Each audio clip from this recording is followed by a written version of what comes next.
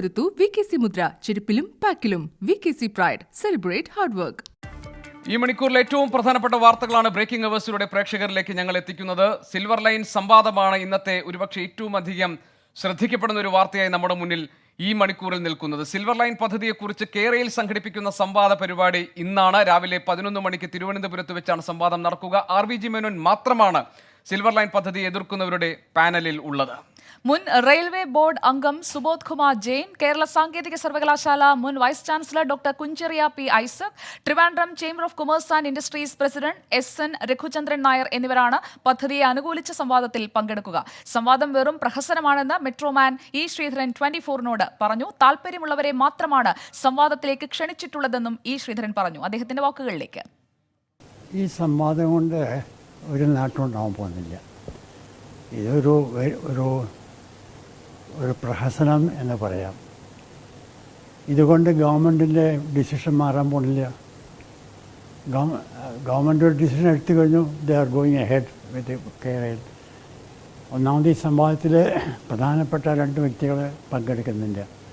അലോക് വർമ്മയും പിന്നെ ശ്രീധരൻ പങ്കെടുക്കുന്നില്ല. അപ്പോൾ ഒരു വശത്തെ മാത്രമേ നമ്മൾ അറിയുള്ളൂ. മറ്റേ വശത്തെപ്പറ്റി മുഴുവൻ അറിയാൻ വഴിയില്ല. അവർക്ക് അറിയുന്ന ആൾക്കാരെ, ഇഷ്ടമുള്ള ആൾക്കാരെ നോമിനേറ്റ് ചെയ്ത് മാത്രമേ ഉള്ളൂ. ഇത് ഇപ്പോൾ രൂപീകരിച്ചിട്ടുള്ള കേരളയിലുണ്ടല്ലോ, അതിന് തീർച്ചയായിട്ടും അംഗീകാരം കിട്ടില്ല. അതിന് നല്ല തീർച്ചയല്ല. ഞാനൊരു എക്സ്പീരിയൻസ് എൻജിനീയർ നിലയ്ക്ക് ഒരു റെയിൽവേ ബോർഡ്, ഒരു ടെക്നിക്കൽ ബോഡി ഇതിന് സമ്മതം കൊടുക്കില്ല. കേരളയിൽ സംഘടിപ്പിക്കുന്ന സിൽവർ ലൈൻ സംവാദ പരിപാടിക്ക് യഥാർത്ഥത്തിൽ സംവാദ സ്വഭാവം തന്നെ ഇല്ലെന്ന് പരിസ്ഥിതി പ്രവർത്തകൻ ശ്രീധർ രാധാകൃഷ്ണൻ. പദ്ധതിയെക്കുറിച്ച് പഠിച്ചവരല്ല അനുകൂലിക്കുന്നവരുടെ പാനലിൽ ഉള്ളതെന്നും ചോദ്യങ്ങളിൽ നിന്ന് സർക്കാർ ഒളിച്ചോടുകയാണെന്നും ശ്രീധർ രാധാകൃഷ്ണൻ 24നോട് പ്രതികരിച്ചു. ഇത് സംവാദ ഒരു സ്വഭാവമൊന്നും ഇല്ല ഇപ്പോഴും. ഇതിനകത്ത് നോളജബിൾ ആയിട്ടുള്ള ഒരാൾ എന്ന നിലയ്ക്ക് RVG മേനോൻ സാറിനെയാണ് പറയാൻ പറ്റുക. പിന്നെ റെയിൽവേ ബോർഡിൻ്റെ ഒരാൾ വരുന്നുണ്ട്. എനിക്ക് അദ്ദേഹത്തിനെ കുറിച്ച് അറിഞ്ഞൂടാ. പക്ഷേ റെയിൽവേൻ്റെ ആളായതുകൊണ്ട് അദ്ദേഹത്തിന് കാര്യങ്ങൾ അറിയായിരിക്കും. എന്ന് പറഞ്ഞാൽ അപ്പുറത്ത് നിന്നുണ്ട് ഇതിനെ അനുകൂലിച്ച് പറയുന്നവർ. ബാക്കി 2 പേർ ഇതിനെക്കുറിച്ച് വലിയ ഐഡിയ ഒന്നും ഉള്ളവരല്ല. അത് KTUവിൻ്റെ മുൻ വൈസ് ചാൻസലറായാലും രഘുചന്ദ്രൻ നായരായാലും ഞാൻ പറയുന്നത് ഇത് അങ്ങനെ പഠിച്ചിട്ട് അവതരിപ്പിക്കുന്നവരല്ല. കൂടുതൽ വിവരങ്ങളുമായി S. ശ്രീകാന്ത് നമുക്കൊപ്പം. ശ്രീകാന്ത്, പേരിനൊരു സംവാദം, പ്രഹസനമായി മാറാവുന്ന സംവാദം എന്നൊക്കെയുള്ള വിമർശനങ്ങൾ നിൽക്കുമ്പോഴാണ് ഏതാനും മിനിറ്റുകൾക്കകം കേരളയിലെ സംവാദം തുടങ്ങാൻ പോകുന്നത്. പങ്കെടുക്കുന്നവരുടെ പേരിൽ തന്നെ വിവാദമുയർന്ന ഈ സംവാദത്തിൽ കേരളയിൽ എന്താണ് പ്രതീക്ഷ വയ്ക്കുന്നത് ഈ ഘട്ടത്തിൽ?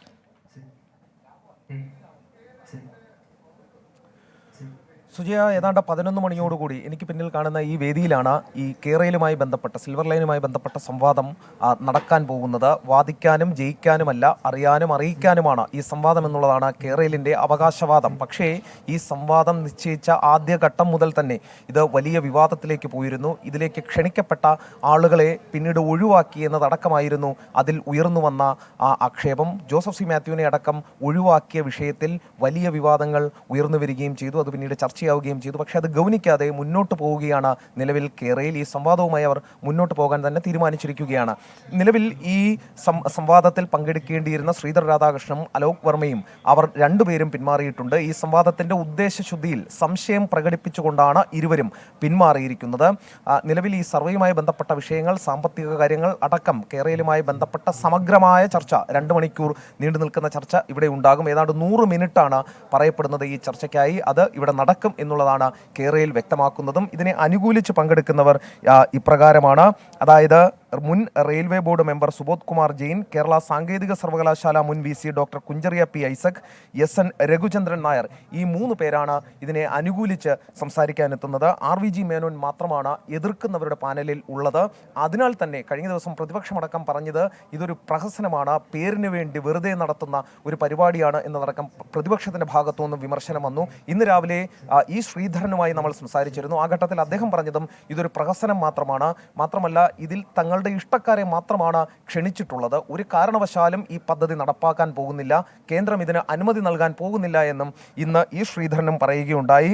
അദ്ദേഹം പറഞ്ഞ പ്രധാനപ്പെട്ട കാര്യം, ഈ സംവാദം കൊണ്ട് ഒരു മാറ്റവും സംസ്ഥാനത്തിന് ഉണ്ടാകാൻ പോകുന്നില്ല, സർക്കാരിന്റെ തീരുമാനത്തിൽ എന്തെങ്കിലും തരത്തിലുള്ള മാറ്റം ഉണ്ടാകുമെന്ന് പ്രതീക്ഷിക്കുകയും വേണ്ട, അതിനാൽ തന്നെ ഇതൊരു പ്രഹസനം മാത്രമായി കാണാൻ സാധിക്കൂ എന്നുള്ളതാണ് മെട്രോമാൻ E. ശ്രീധരനും ഇന്ന് പ്രതികരിക്കുകയുണ്ടായത്. എന്തായാലും സംവാദം 11 മണിക്ക് ആരംഭിക്കും. അതിൻ്റെ മറ്റു വിശദാംശങ്ങൾ ആ ഘട്ടത്തിൽ നമുക്ക് നൽകാനും സാധിക്കും. ശ്രീകാന്ത്, 6 പേരുടെ പാനൽ എന്നതായിരുന്നല്ലോ നേരത്തെ നിശ്ചയിക്കപ്പെട്ടിരുന്നത്. 3 പേർ ഈ പദ്ധതിയുടെ അനുകൂല വശങ്ങൾ പറയാനും 3 പേർ ഇതെന്തുകൊണ്ട് എതിർക്കപ്പെടുന്നു എന്നത് കാര്യങ്ങൾ വിശദീകരിക്കാനും. ഇപ്പോൾ ഈ പ്രതികൂലിക്കുന്നവരുടെ പാനലിൽ RVG മേനോൻ മാത്രമാണുള്ളത്. അപ്പോൾ അങ്ങനെ ഒരു ഡിസ്പാരിറ്റി അല്ലെങ്കിൽ ഒരു ബാലൻസ് ഇല്ലാത്തൊരു പാനലുമായിട്ടാണോ ഈ സംവാദം മുന്നോട്ട് പോകാൻ പോകുന്നത്?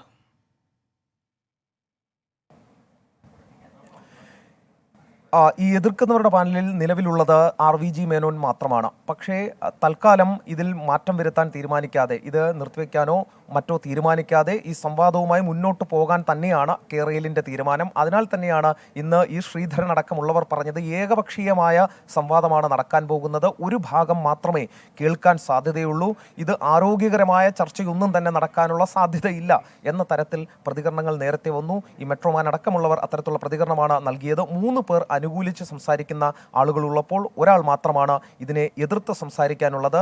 അലോക് വർമ്മയും ഒപ്പം തന്നെ ശ്രീധർ രാധാകൃഷ്ണനും ഇതിൽ നിന്നും പിന്മാറി. നേരത്തെ ജോസഫ് സി മാത്യുവിനെ പൂർണ്ണമായി ഇതിൽ നിന്നും ഒഴിവാക്കുകയും ചെയ്തിരുന്നു.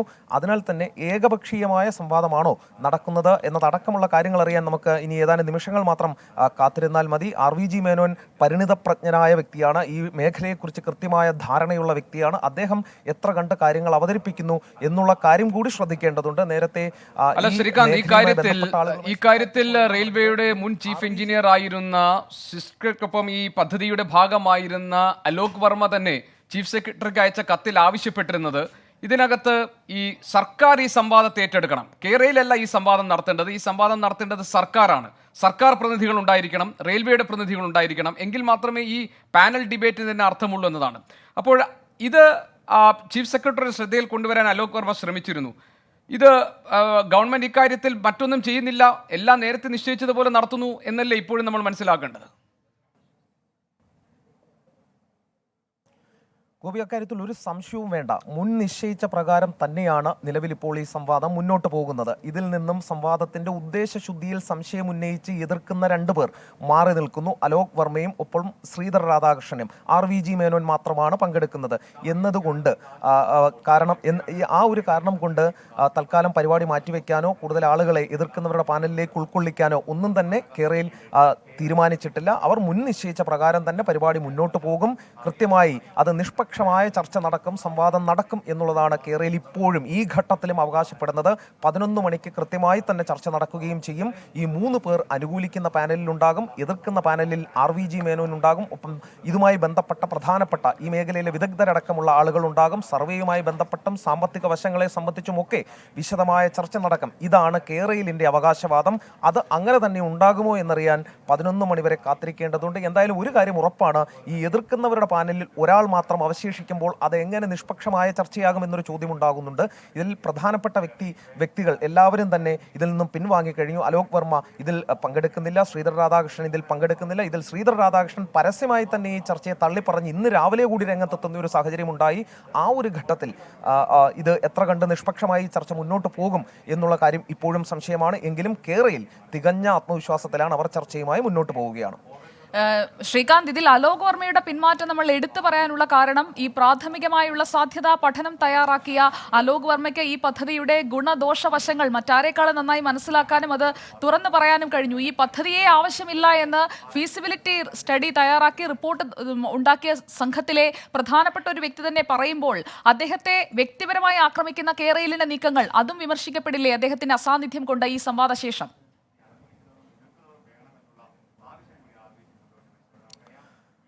തീർച്ചയായും ഈ സംവാദത്തിൽ ഉയർന്നു വരുന്ന ചോദ്യങ്ങളും അതിന് ലഭിക്കുന്ന മറുപടികളും ഇതിൽ പങ്കെടുക്കാതെ ആളുകൾ വിട്ടുനിന്നതടക്കമുള്ള കാര്യങ്ങൾ ഈ സംവാദത്തിനിടെ ചർച്ചയാകാനുള്ള സാധ്യതയുണ്ട്. അതിനുശേഷവും ഈ സംവാദത്തിന് ശേഷവും ഇതിൽ ഉയർന്നു വരുന്ന ചോദ്യങ്ങൾ, അതിന് നൽകുന്ന മറുപടികൾ അടക്കമുള്ള കാര്യങ്ങൾ പൊതു സമൂഹത്തിൽ അത് ചർച്ചയാകും. ആ ഘട്ടത്തിൽ ഈ അലോക് വർമ്മയുടേതടക്കമുള്ളവരുടെ ആശങ്കകൾ, അവരുന്നയിച്ച വിഷയങ്ങൾ എല്ലാം ഉയർന്നു വരും എന്നുള്ള കാര്യത്തിൽ ഒരു സംശയവും വേണ്ട. സമരസമിതി നേതാവ് ശ്രീ എസ് രാജീവൻ ടെലിഫോൺ ലൈനിലുണ്ട്. ശ്രീ എസ് രാജീവൻ, ഇന്നത്തെ സംവാദത്തിൽ പദ്ധതിയുടെ എതിർവശങ്ങൾ അല്ലെങ്കിൽ എന്തുകൊണ്ട് ഈ പദ്ധതി വേണ്ട എന്ന് പറയുന്നവരിൽ നിന്ന് ഒരാൾ മാത്രമാണുള്ളത്. മറുഭാഗത്ത് അനുകൂലിക്കുന്ന 3 പേരെയും അണിനിരത്തിക്കൊണ്ടുള്ള ഒരു സംവാദം. ഈ സംവാദം കൊണ്ട് എന്തെങ്കിലും അർത്ഥമുണ്ടോ? എന്താണ് സമരസമിതിക്ക് പറയാനുള്ളത്? അർത്ഥവുമില്ല. കാരണം അലോക് കുമാർ വർമ്മ മുഖ്യമന്ത്രിയെ കണ്ട് അദ്ദേഹത്തിന്റെ ആശങ്ക പങ്കുവെക്കാനാണ് ശ്രമിച്ചത്. അതിന് കാരണം കഴിഞ്ഞ 2 വർഷമായി KRDCL-ലുമായി നിരന്തരമായ ചർച്ചയിലാണ്. ചർച്ച എന്ന് പറയുമ്പോൾ നിരവധി മാധ്യമങ്ങളിൽ ഞങ്ങൾ ഓർഗനൈസ് ചെയ്തിട്ടുള്ള വെബിനാറുകൾ KRDCL-ന്റെ MD ഉൾപ്പെടെയുള്ളവരെ ഇരുത്തിക്കൊണ്ട് ഈ അലോക് കുമാർ വർമ്മ ഉൾപ്പെടെ ഉള്ളവർ ചർച്ച ചെയ്തിട്ടുണ്ട്. അവിടെ ഒന്നും കൃത്യമായി അലോക് കുമാർ വർമ്മ ഉന്നയിച്ചിട്ടുള്ള വിമർശനങ്ങൾക്ക്, ചോദ്യങ്ങൾക്ക് മറുപടി പറയാൻ കഴിഞ്ഞിട്ടില്ല. അപ്പോൾ KRDCL-ല് ശ്രീ രാജീവൻ, ഒരു നിമിഷം ഒന്ന് താങ്കൾ ടെലിഫോൺ ലൈനിൽ തുടരണം. നമ്മളോടൊപ്പം ഇപ്പോൾ ശ്രീ അലോക് വർമ്മയുണ്ട്. Shri Alok Varma, are you there? Can you hear me? Shri Alok Varma. Yeah, good morning to everybody. Good morning, Mr. Alok Verma. Yeah. So this is how do you say, what is the outcome you are expecting from today's panel debate? You see, it will be clear to everybody that this is a propaganda event. Why do you say like that? Why do you say like that? Because so people like you have been invited by the government. You didn't turn out. You backed off, and now you are putting the allegations. Why, Mr. Alok Verma? No, you see, why should anybody call it an allegation? You know, all the facts are there. You know, just give me 2 minutes. You know, you see, I was called to Kerala, invited to Kerala by this group of people. Okay. Yeah. So that time we had a discussion at Kochi, and then we went to Trivandrum, and a lot of people, you know, they approached, requested Chief Secretary that Mr. Alok Verma is here. So can you arrange a meeting with Chief Minister? And if Chief Minister is very busy, can there be a meeting with with you or with some Transport Secretary or with somebody who is dealing with that project? Yeah. So they did not give any reply.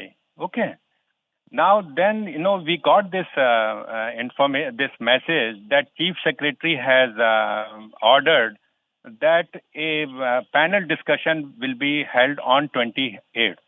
Okay, in which 3 persons who are opposing and those 3 people among those who are supporting should be called for a discussion.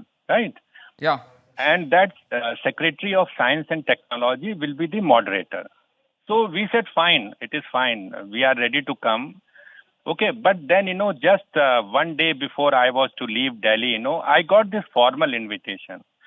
That from the Chief Secretary? From the Chief Secretary right now? Formal, that from formal, formal invitation was signed by company of Kerala. So pardon, sir? We didn't hear you.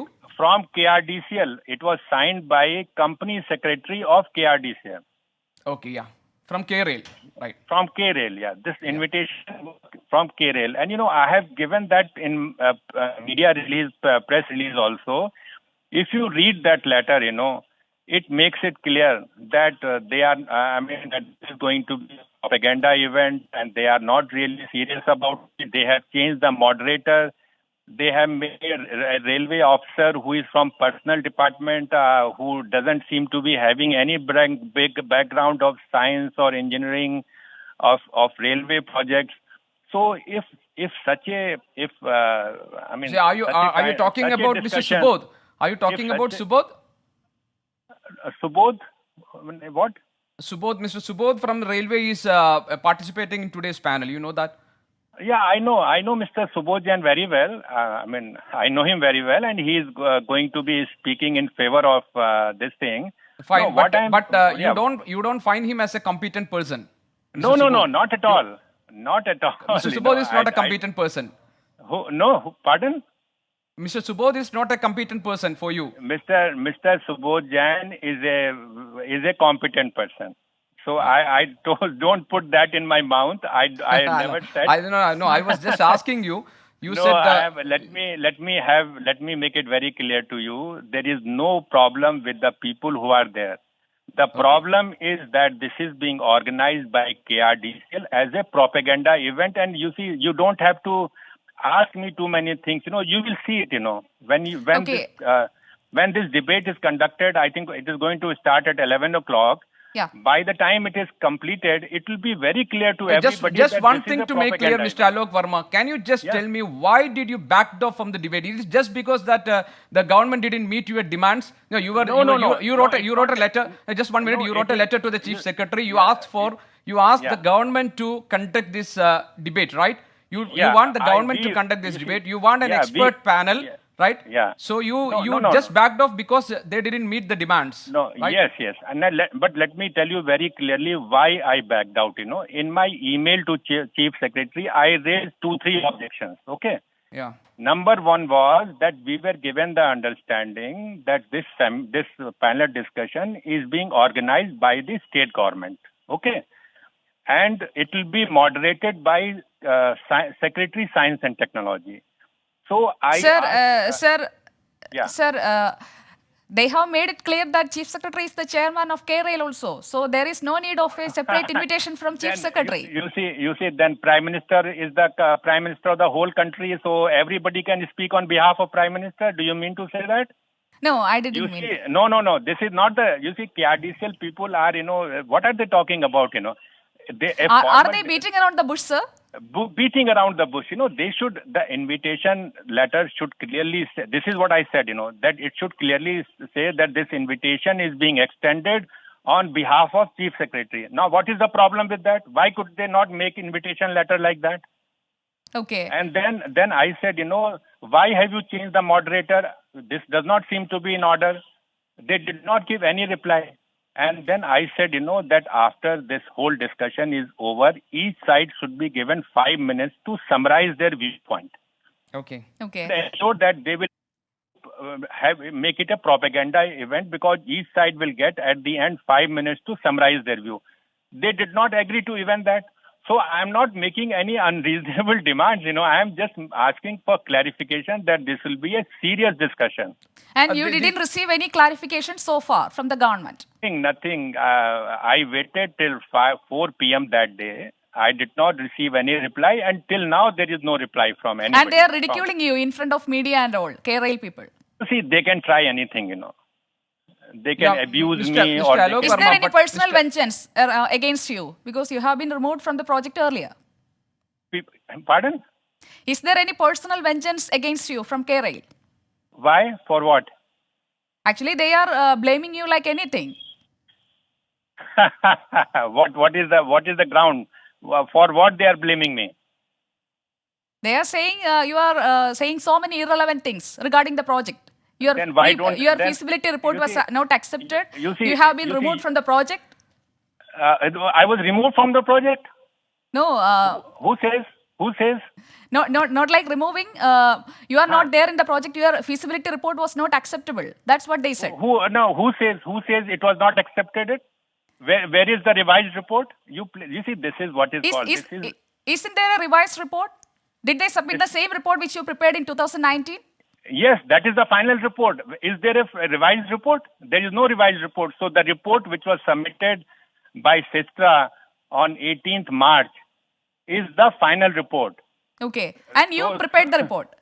It was prepared by Sistra under my guidance. I was Okay. consultant to Sistra. You see, I was not working on it as an employee of Sistra. Sistra had their team of experts. I was engaged by them as consultant to guide this team to prepare this report. So my role was to guide them to prepare this report. Okay. This report is of Sistra, and it was submitted to KRDCL under letterhead of Sistra Paris. Okay. Okay. And because no revised report was submitted, this is the final report. So you see, this is all disinformation being conveyed by them, You see, അതായത് sir ഞാൻ ഒന്ന് നമ്മുടെ പ്രേക്ഷകർക്കായി പറഞ്ഞു കൊടുക്കുകയാണ് അലോക് വർമ്മ തയ്യാറാക്കിയ അതേ സാധ്യതാ പഠനത്തിന്റെ അടിസ്ഥാനത്തിലാണ് തത്വത്തിലുള്ള അംഗീകാരത്തിനായി ഈ പദ്ധതിയുടെ കാര്യങ്ങൾ സമർപ്പിച്ചത്, അല്ലെങ്കിൽ DPRലേക്ക് പോയത്. അപ്പോൾ അതിനുശേഷം ഒരു റിപ്പോർട്ട് തയ്യാറാക്കുകയോ അല്ലെങ്കിൽ അലോക് വർമ്മയുടെ മേൽനോട്ടത്തിൽ തയ്യാറാക്കിയ റിപ്പോർട്ടിൽ നിന്ന് കൂടുതലായി കൂട്ടിച്ചേർക്കപ്പെടുകയോ ഉണ്ടായിട്ടില്ല എന്നാണ് അദ്ദേഹം പറഞ്ഞു വരുന്നത്. വളരെ ഗുരുതരമായ ആരോപണമാണ്. ഇതുവരെ കേരളയിൽ പറഞ്ഞ വാദങ്ങളെ തള്ളുന്നതാണ് ഇപ്പോൾ അലോക് വർമ്മ 24-നോട് വെളിപ്പെടുത്തുന്നത്. I have one suggestion to you. Okay, sir. My suggestion is that you are a leading channel of Kerala. Yeah. Okay. So Thank you, why sir. don't Thank you for the.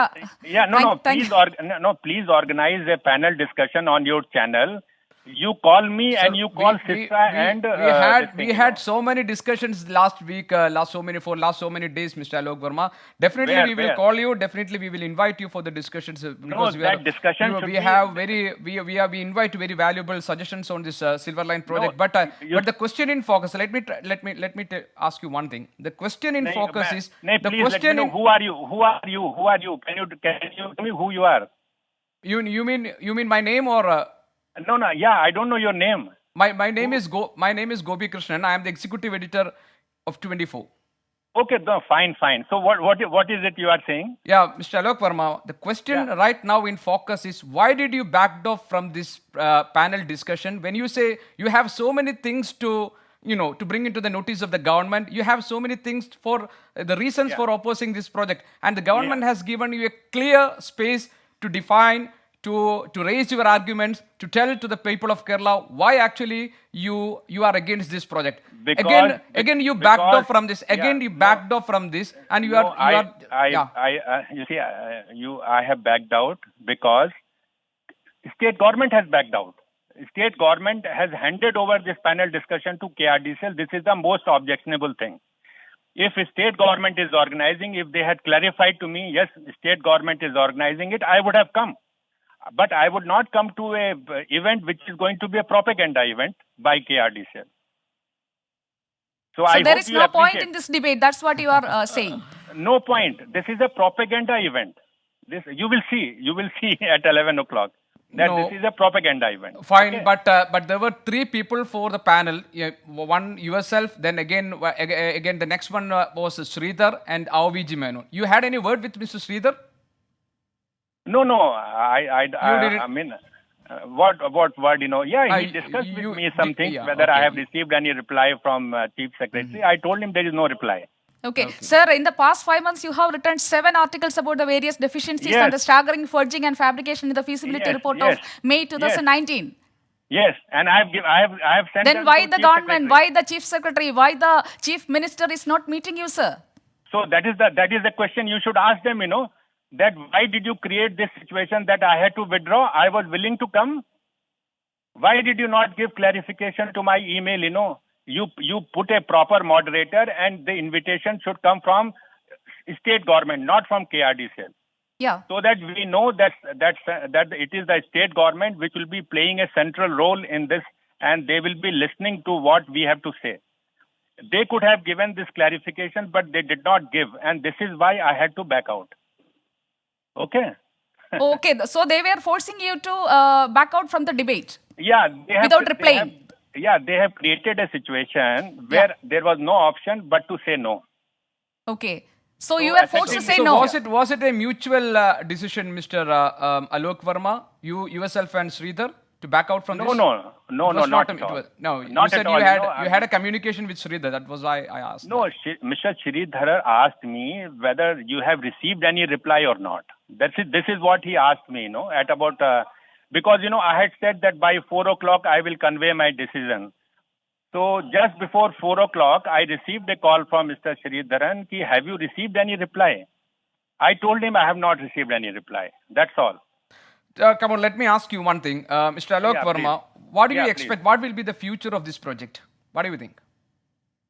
What will be the future of this project? You see, this DPR is a thoroughly useless DPR. It has to be rejected straight away. If they do not reject this DPR straight away, then Kerala is headed for a very tough time, both for social and economic activities.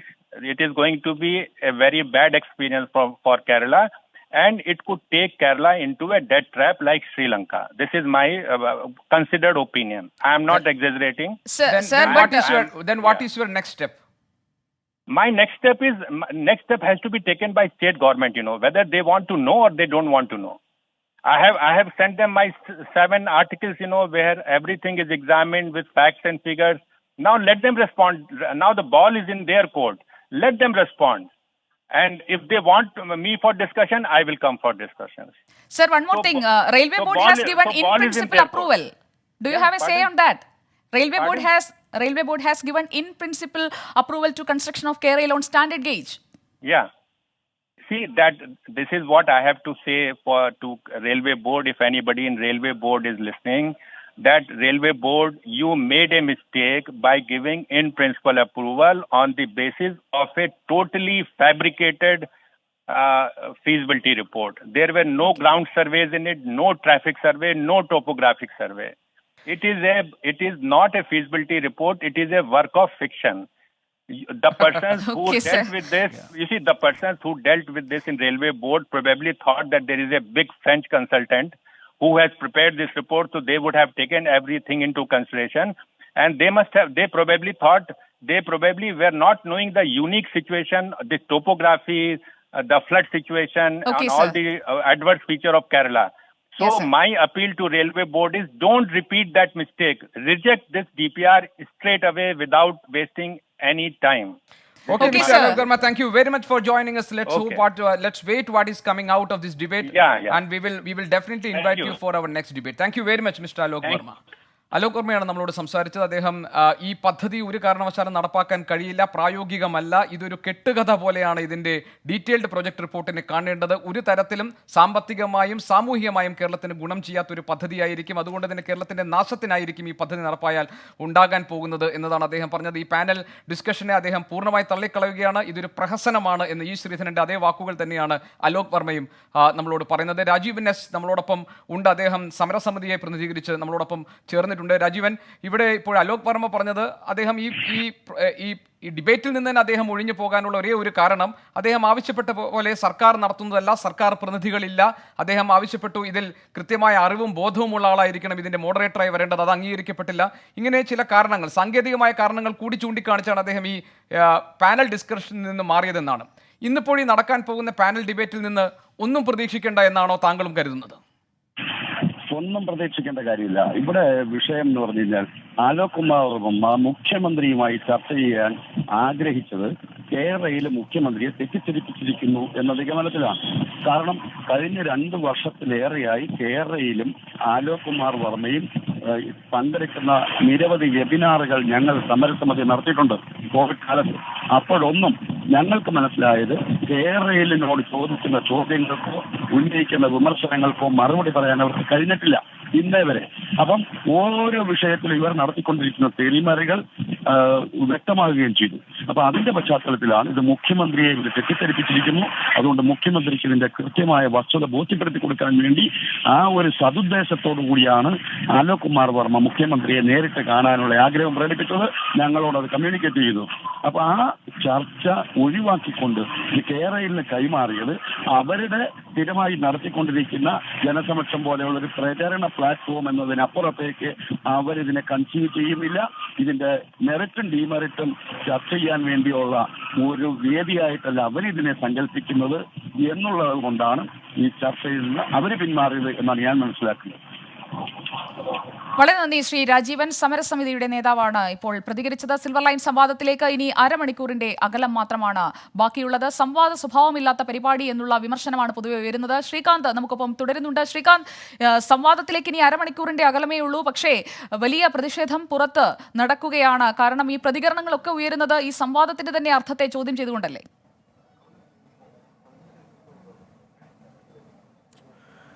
Sujaya, നിലവിൽ ഇനി അരമണിക്കൂർ മാത്രമാണ് ഈ സംവാദം ആരംഭിക്കാൻ അവശേഷിക്കുന്നത്. ഇവിടേക്ക് ക്ഷണിക്കപ്പെട്ട അതിഥികൾ ഓരോരുത്തരായി എത്തിത്തുടങ്ങുകയും ചെയ്തിട്ടുണ്ട്.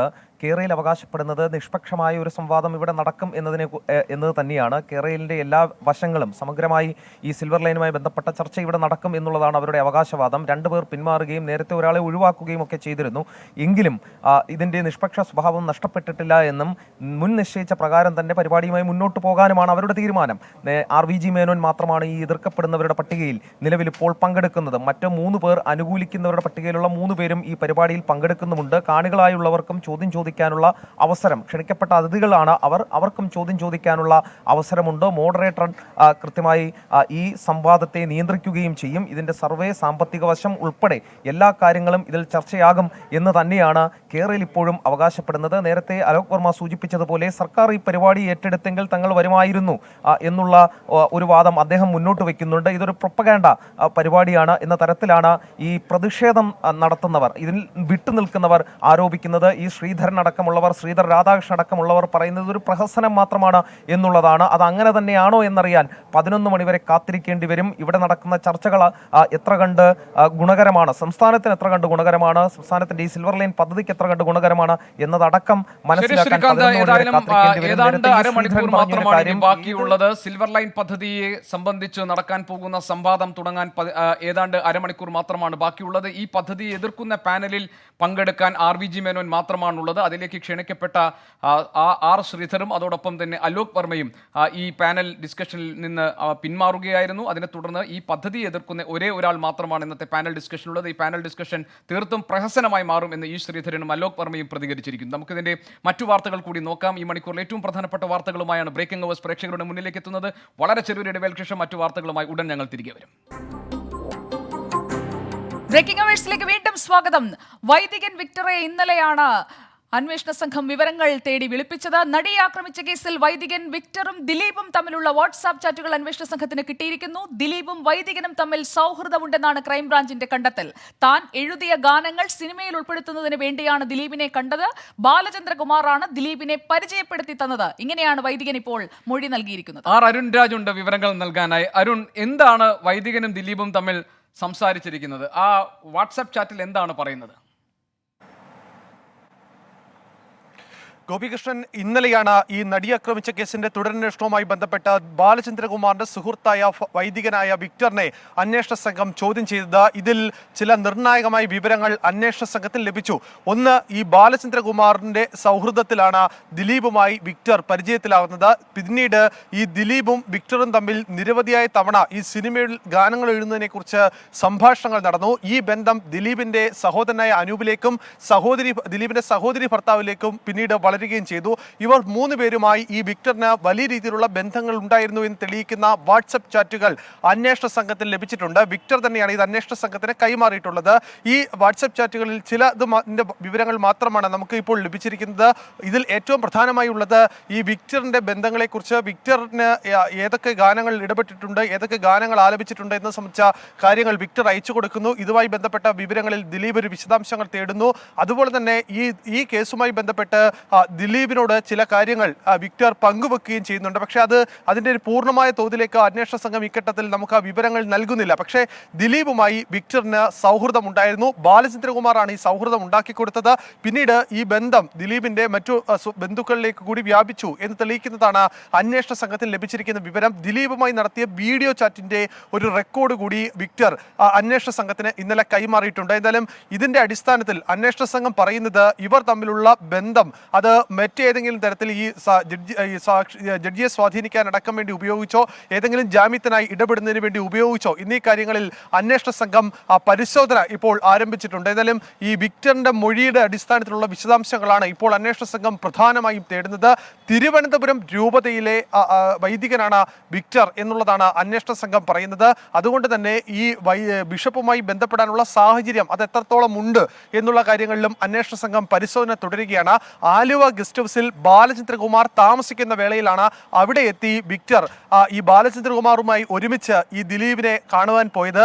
അന്ന് ദിലീപിന്റെ മറ്റൊരു സിനിമയുമായി ബന്ധപ്പെട്ട അഡ്വാൻസ് റാഫി ഇടവനക്കാടിന് നൽകുന്നതിന് വേണ്ടി കാർണിവൽ ഗ്രൂപ്പും അവിടെ ഉണ്ടായിരുന്നു എന്ന കാര്യം വിക്ടർ അന്വേഷണ സംഘത്തിന് മൊഴിയായി നൽകിയിട്ടുണ്ട്. എന്തായാലും ഇതെല്ലാം തന്നെ അന്വേഷണ സംഘം ഒരു വിശദമായ പരിശോധനയ്ക്ക് വെച്ചിരിക്കുകയാണ്. ഒരുപക്ഷെ ഈ റാഫി ഇടവനക്കാട് അടക്കമുള്ളവരെ വീണ്ടും ഈ നടി ആക്രമിച്ച കേസിന്റെ തുടരന്വേഷണവുമായി ബന്ധപ്പെട്ട് മൊഴിയെടുക്കാനുള്ള സാധ്യത കൂടി കാണുന്നു. അതുപോലെ തന്നെ കാർണിവൽ ഗ്രൂപ്പിന്റെ ചില ഉടമകളെ കൂടി ഇതിൽ വിളിച്ചു വരുത്താൻ സാധ്യതയുണ്ട്. നേരത്തെ ഈ വധഗൂഢാലോചന കേസ് അന്വേഷിക്കുന്ന സംഘം ഇവരുടെ മൊഴിയെടുത്തിരുന്നു.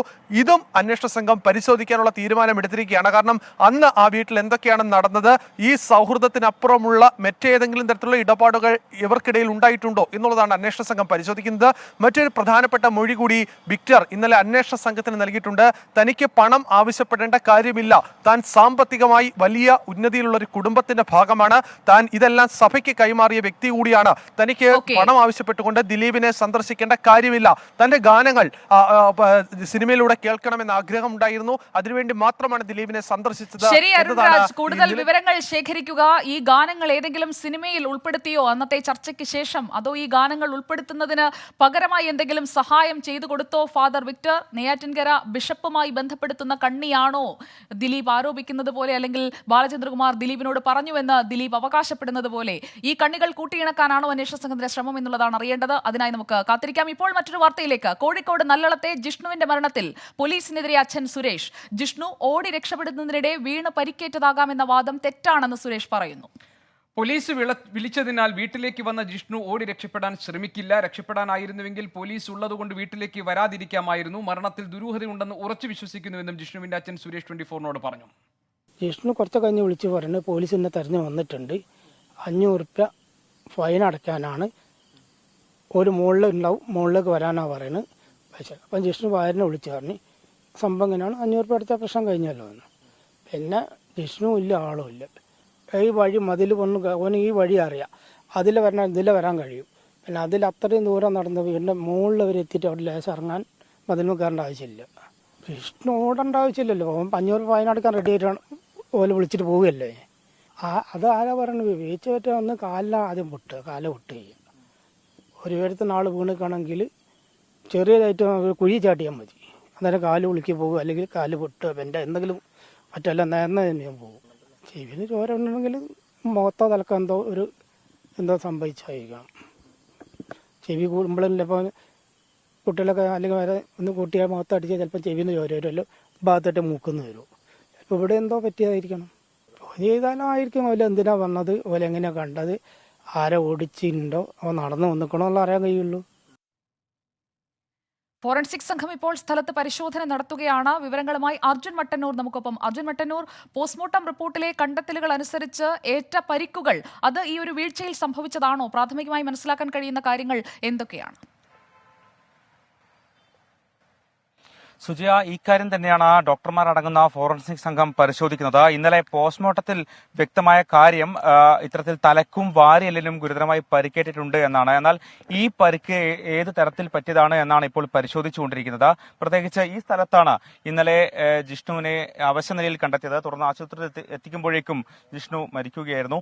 എന്തായാലും ഈ സ്ഥലത്ത് ഇവിടെ ഏതെങ്കിലും തരത്തിൽ ഇവിടെ വെച്ച് വീണ് പരിക്കേറ്റതാണോ എന്നാണ് ഫോറൻസിക് സംഘം പരിശോധിക്കുന്നത്. ഈ മതിലിനോട് ചേർന്നാണ് ഇന്നലെ അവശനിലയിൽ കണ്ടെത്തിയത്. അതുകൊണ്ട് തന്നെ ഈ മതിലിന് മുകളിൽ നിന്ന് താഴേക്ക് ചാടുകയോ മറ്റോ ചെയ്തോ എന്ന അടക്കമുള്ള കാര്യങ്ങൾ ഫോറൻസിക് സംഘം, അന്വേഷണ സംഘം പരിശോധിക്കുന്നുണ്ട്. എന്നാൽ ഈ മരണത്തിൽ ദുരൂഹതയുണ്ട് എന്ന് ഉറപ്പിച്ചു പറയുകയാണ് ജിഷ്ണുവിന്റെ കുടുംബം. പ്രത്യേകിച്ച് അവർ ആരോപിക്കുന്നത് പോലീസ് ജിഷ്ണുവിനെ കസ്റ്റഡിയിലെടുത്ത് ഇവിടെ വെച്ച് മർദ്ദിച്ചു എന്ന് തന്നെയാണ് ഈ കുടുംബം ആരോപിക്കുന്നത്. പ്രത്യേകിച്ച് ഈ മതിലിനോട് ചേർന്ന് ഇത്തരത്തിൽ ജിഷ്ണുവിന്റെ തല മതിലിടിച്ചു, അത്തരത്തിലാകാം ഈ പരിക്ക് ഉണ്ടായിട്ടുള്ളത് എന്നൊരു അനുമാനത്തിലാണ് കുടുംബം. എന്തായാലും ഇതടക്കമുള്ള കാര്യങ്ങളാണ് ഇപ്പോൾ പരിശോധിച്ചുകൊണ്ടിരിക്കുന്നത്. അതിനൊപ്പം തന്നെ ഈ പരിശോധനയ്ക്ക് ശേഷം മാത്രമായിരിക്കും പൂർണ്ണമായ ഒരു പോസ്റ്റ്മോർട്ടം റിപ്പോർട്ട് പൂർണ്ണമായും പുറത്തു വരികയുള്ളൂ. എന്തായാലും ഇപ്പോൾ ഫോറൻസിക് സംഘം, ഡോക്ടർമാരടങ്ങുന്ന ഫോറൻസിക് സംഘം ഇപ്പോൾ ഈ സ്ഥലത്ത് വിശദമായ പരിശോധന നടത്തിക്കൊണ്ടിരിക്കുകയാണ്. എന്തായാലും ഇന്നലെ ഇത്തരത്തിലൊരു അനുമാനം ഉണ്ടായിരുന്നു. പ്രത്യേകിച്ച് ഓടി രക്ഷപ്പെടുന്നതിനിടെ ആണോ ജിഷ്ണു മരിച്ചത്, അല്ലെങ്കിൽ ജിഷ്ണു അപകടത്തിൽപ്പെട്ടത് എന്നൊരു അനുമാനം ഇത്തരത്തിൽ പോലീസിനും മറ്റും ഉണ്ടായിരുന്നു. എന്നാൽ ഇത് പൂർണ്ണമായും തള്ളിക്കളയുകയാണ് കുടുംബം. കാരണം ഇന്നലെ ബന്ധുക്കൾക്കും സുഹൃത്തുക്കൾക്കും നാട്ടുകാർക്കുമൊക്കെ യഥാർത്ഥത്തിൽ ഈ ജിഷ്ണുവിന്റെ മരണത്തിൽ അവർ ദുരൂഹത ആരോപിക്കുന്നുണ്ട്. ഇപ്പോഴും അച്ഛന്റെ പ്രതികരണം നമ്മൾ കണ്ടു, ദുരൂഹത ആരോപിക്കുന്നുണ്ട്. എന്തൊക്കെയാണ് അവരുടെ സംശയങ്ങൾ? തീർച്ചയായും കുടുംബം പറയുന്നത് ഇന്ന് ഈ സംഭവം നടന്ന ദിവസം ഈ പോലീസ് ജിഷ്ണുവിന്റെ അമ്മയുടെ ഫോണിൽ നിന്ന് ജിഷ്ണുവിനെ വിളിക്കുന്നു. തുടർന്നാണ് ജിഷ്ണു ഈ പോലീസിനെ കാണാൻ വേണ്ടിയാണ് ഈ റോഡിൽ വണ്ടി നിർത്തിയ ശേഷം ഏതാണ്ട് 250 മീറ്റർ അകലെയുള്ള വീട്ടിലേക്ക് നടന്നു വരുന്നത്. അപ്പോൾ വീട്ടിലുണ്ടായിരുന്ന പോലീസ് ജിഷ്ണുവിനെ വഴിയിൽ നിന്ന് കാണാമെന്ന് പറഞ്ഞുകൊണ്ട് വീട്ടിൽ നിന്ന് പുറത്തിറങ്ങുകയായിരുന്നു. സ്വാഭാവികമായും പോലീസ് വീട്ടിൽ വന്നിട്ടുണ്ട് എന്ന് അറിഞ്ഞുകൊണ്ട് തന്നെയാണ് ജിഷ്ണു ഇവിടേക്ക് തന്റെ ബൈക്ക് എടുത്ത് വന്നത്, വീട്ടിലേക്ക് വന്നത്. അത്തരമൊരു സാഹചര്യത്തിൽ ജിഷ്ണു പോലീസിനെ കണ്ട് ഓടി രക്ഷപ്പെടേണ്ട ഒരു സാഹചര്യമില്ല എന്നാണ് കുടുംബം പറയുന്നത്. അതുകൊണ്ട് തന്നെയാണ് ഇത്രയും ദുരൂഹത അവർ ഉയർത്തുന്നതും. പ്രത്യേകിച്ച് ഈ റോഡിൽ നിന്ന് ഏതാണ്ട് 250-300 മീറ്റർ മാത്രമേ ഉള്ളൂ ജിഷ്ണുവിന്റെ വീട്ടിലേക്ക്. ഈ ഒരു വഴിയിലാണ് ഇത്തരത്തിൽ അവശനിലയിൽ കണ്ടെത്തിയത്. മാത്രവുമല്ല ഈ പരിക്കുകളും ഈ കുടുംബത്തിന്റെ സംശയം വർദ്ധിപ്പിക്കുന്നു. ഓക്കെ അർജുൻ, അവിടെ തന്നെ തുടരുക. അവിടെ ഫോറൻസിക് സംഘത്തിന്റെ കണ്ടെത്തൽ വളരെ പ്രധാനപ്പെട്ടതാണ്. എങ്ങനെയാണ് വാരിയലിനും തലയ്ക്കും ജിഷ്ണുവിന് പരിക്കേറ്റത്, അതും വീടിന് 300 മീറ്റർ അടുത്ത് വെച്ച്? ഒരു ചെറിയ ഇടവേളയിലേക്ക് നമ്മൾ കടക്കുന്നു. സിൽവർ ലൈൻ സംവാദത്തിലേക്ക് അധിക ദൂരമില്ല. സംവാദത്തിനൊപ്പം തന്നെ കണ്ണൂരിൽ കല്ലിടലും നടക്കാൻ പോകുന്നു എന്നുള്ളതാണ് ഇപ്പോൾ വരുന്ന ഏറ്റവും പ്രധാനപ്പെട്ട വാർത്ത. അതിലേക്ക് എത്താം ഇടവേളയ്ക്ക് ശേഷം. ഈ മണിക്കൂറിൽ ഏറ്റവും പ്രധാനപ്പെട്ട വാർത്തകളാണ് ബ്രേക്കിംഗ് അവേഴ്സിലൂടെ പ്രേക്ഷകരുടെ മുന്നിലേക്ക് എത്തുന്നത്. ഇ ഗവേണൻസ് മാതൃക പഠിക്കാനുള്ള സംസ്ഥാന സർക്കാർ പ്രതിനിധി സംഘത്തിന്റെ ഗുജറാത്ത് സന്ദർശനത്തെ സ്വാഗതം ചെയ്ത് BJP ദേശീയ ഉപാധ്യക്ഷൻ AP അബ്ദുള്ളക്കുട്ടി. ഗുജറാത്ത് മോഡൽ വികസന രാഷ്ട്രീയം കൂടി സംസ്ഥാന സർക്കാർ പഠിക്കണം. വൈകി വന്ന ബുദ്ധിയെന്ന് പറഞ്ഞ് അവഹേളിക്കുന്നില്ല, പകരം അഭിനന്ദിക്കുകയാണ്. ഗുജറാത്ത് മോഡൽ അംഗീകരിച്ചതിന് തന്നെ പുറത്താക്കിയത് ചരിത്ര വിഡ്ഢിത്തമെന്ന് തിരിച്ചറിയുന്നുണ്ടാവാമെന്നും പഴയ നിലപാടുകൾ തെറ്റായി പോയെന്ന് ഏറ്റുപറയേണ്ടത് CPIM നേതൃത്വമാണെന്നും അബ്ദുള്ളക്കുട്ടി പറഞ്ഞു. സജോ ദേവസ്യ തയ്യാറാക്കിയ റിപ്പോർട്ടിലേക്ക്. ദേശീയ ഹജ്ജ് കമ്മിറ്റി ചെയർമാനും BJP നേതാവുമായ ശ്രീ AP അബ്ദുള്ളക്കുട്ടി നമ്മളോടൊപ്പം ചേരുകയാണ്. സർക്കാർ പ്രതിനിധി സംഘം ഗുജറാത്ത് മോഡൽ പഠിക്കുന്നതിന് വേണ്ടിയും അഹമ്മദാബാദിലേക്ക് പോയിരിക്കുകയാണ്. അപ്പോൾ ആ ഘട്ടത്തിൽ അദ്ദേഹത്തിൻ്റെ പ്രതികരണം നമുക്ക് ചോദിക്കാം. അതായത് ഈ ഗുജറാത്ത് മോഡൽ സംബന്ധിച്ച് വലിയ ഡിസ്കഷൻ, രാഷ്ട്രീയ വിവാദങ്ങൾ, അതിൽ പ്രധാനപ്പെട്ട ഒരാളാണ് താങ്കൾ. സർക്കാർ ഇപ്പോൾ അങ്ങനെ ഒരു ഇ ഗവേണൻസ് സംബന്ധിച്ച് ഒരു മാതൃക പഠിക്കാൻ വേണ്ടി പോകുന്നത് എങ്ങനെയാണ് അങ്ങ് കാണുന്നത്? ഇ ഗവേണൻസ് മാത്രമല്ല, അവിടുത്തെ ഇൻഫ്രാസ്ട്രക്ചർ, കൃഷി, വ്യവസായം, സർവോപരി ഹർത്താൽ, നോക്കുകൂലി, ഗരാവോ, പിക്കറ്റിങ്, 24 മണിക്കൂർ അല്ല 48 മണിക്കൂർ നീണ്ടു നിൽക്കുന്ന പണിമുടക്ക്, ജനങ്ങളെ ആക്കാത്ത ഒരു വികസന രാഷ്ട്രീയവും കൂടി ഈ സംഘം പഠിക്കണം. എനിക്ക് തോന്നുന്നത് ഇത് ഒരു നല്ല പോസിറ്റീവായിട്ടുള്ള തീരുമാനമാണ്. ഇതിന് ഞങ്ങൾ സ്വാഗതം ചെയ്യണം. ഞാൻ ഇന്നലെ പറഞ്ഞല്ലോ, വൈകി വന്ന ബുദ്ധി എന്നൊക്കെ പറഞ്ഞ് അവഹേളിക്കാനൊന്നും ഞങ്ങളില്ല. ആത്മാർത്ഥമായി അതിനെ അഭിനന്ദിക്കുകയാണ്. കേരളം മാറണം. സർ, അതുപോലെ ഈ ഗുജറാത്ത് മോഡലിനെ സംബന്ധിച്ച് ഒരു 1.5 പതിറ്റാണ്ട് മുൻപ് ഒരു അഭിപ്രായ പ്രകടനം നടത്തിയ ആളാണ് താങ്കൾ. അത് താങ്കളുടെ രാഷ്ട്രീയ ജീവിതത്തിലും ഏറെ കാര്യങ്ങൾ അതിന് പിന്തുടർന്ന് ഉണ്ടായിട്ടുണ്ട്. ഇപ്പോൾ ഷിബു ബേബി ജോണിൻ്റെ കാര്യം കൊടുത്താൽ അദ്ദേഹവും സമാന അഭിപ്രായ മന്ത്രിയായിരുന്ന ഘട്ടത്തിൽ പറഞ്ഞിട്ടുണ്ട്. അതിനെ ഇപ്പോൾ എങ്ങനെയാണ് ഓർക്കുന്നത്? അല്ല, അത് CPM ഒരുപക്ഷെ ഈ തീരുമാനത്തിലൂടെ അന്ന് CPM പറഞ്ഞതും ചെയ്തതും ഒക്കെ വിഡ്ഢിത്തമായി പോയി, ഒരു ചരിത്രപരമായ വിഡ്ഢിത്തമായി പോയി എന്ന് ചിലപ്പോൾ അവർക്ക് ഇന്ന് പരിശോധന വിമർശനം നടത്തേണ്ടി വരും. അതൊക്കെ നമ്മളൊക്കെ പൊരുത്തപ്പെട്ടു കൊടുത്താണ്. അതിലൊന്നും പ്രതികരിക്കാൻ ഈ സമയം നമ്മൾ അനാവശ്യമായി സമയം ചെലവഴിക്കേണ്ടതില്ല. അവസാനമായി ഒറ്റ ചോദ്യം കൂടെ ചോദിക്കുകയാണ്. അതായത് ഈ ഡെലഗേഷൻ എന്ന് പറയുന്നത് സാധാരണ ഈ രാഷ്ട്രീയ പരിഗണനകളില്ലാതെ എല്ലാ സംസ്ഥാനങ്ങളിലേക്കും തിരിച്ചും മറിച്ചും ഒക്കെ പോകുന്നതല്ലേ? അതിന് രാഷ്ട്രീയമായി കാണേണ്ടതുണ്ടോ? ഇതൊരു നല്ല നടപടിയാണ്, വളരെ പോസിറ്റീവായിട്ടുള്ള രാഷ്ട്രീയമാണ്. ഇതിനെ ഞങ്ങൾ അഭിനന്ദിക്കുന്നു.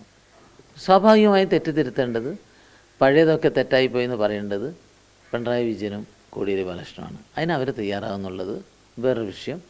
അത് രാഷ്ട്രീയ മണ്ഡലത്തിലെ സംവാദത്തിനിടയിൽ അവരുടെ പ്രതികരണം നമുക്ക് കാത്തിരിക്കാം.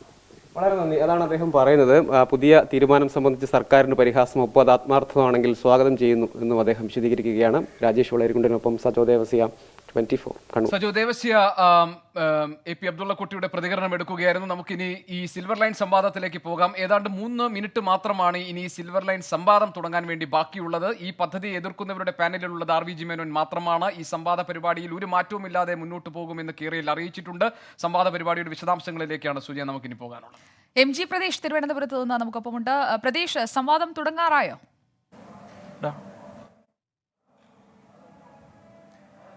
സുജയ, അല്പസമയത്തിനകം സംവാദം തുടങ്ങും. ഈ സംവാദത്തിൽ പങ്കെടുക്കാനുള്ള അതിഥികളൊക്കെ തന്നെ ഇവിടേക്ക് എത്തിയിട്ടുണ്ട്. പ്രധാനമായും ഈ സിൽവർ ലൈൻ പദ്ധതിയെ എതിർക്കുന്ന പാനലിലേക്ക് നിലവിൽ RVG മേനോൻ മാത്രമാണുള്ളത്. അദ്ദേഹം അല്പം മുമ്പാണ് ഈ താജ് വിവാന്ത ഹോട്ടലിലേക്ക് എത്തിയത്. ഈ മാധ്യമപ്രവർത്തകരോട് ഇപ്പോൾ അദ്ദേഹം പ്രതികരിക്കുന്നില്ല എന്നാണ് പറഞ്ഞത്. ഈ സംവാദത്തിന് ശേഷം പ്രതികരണങ്ങൾ ഉണ്ടാകാമെന്നും പറഞ്ഞു.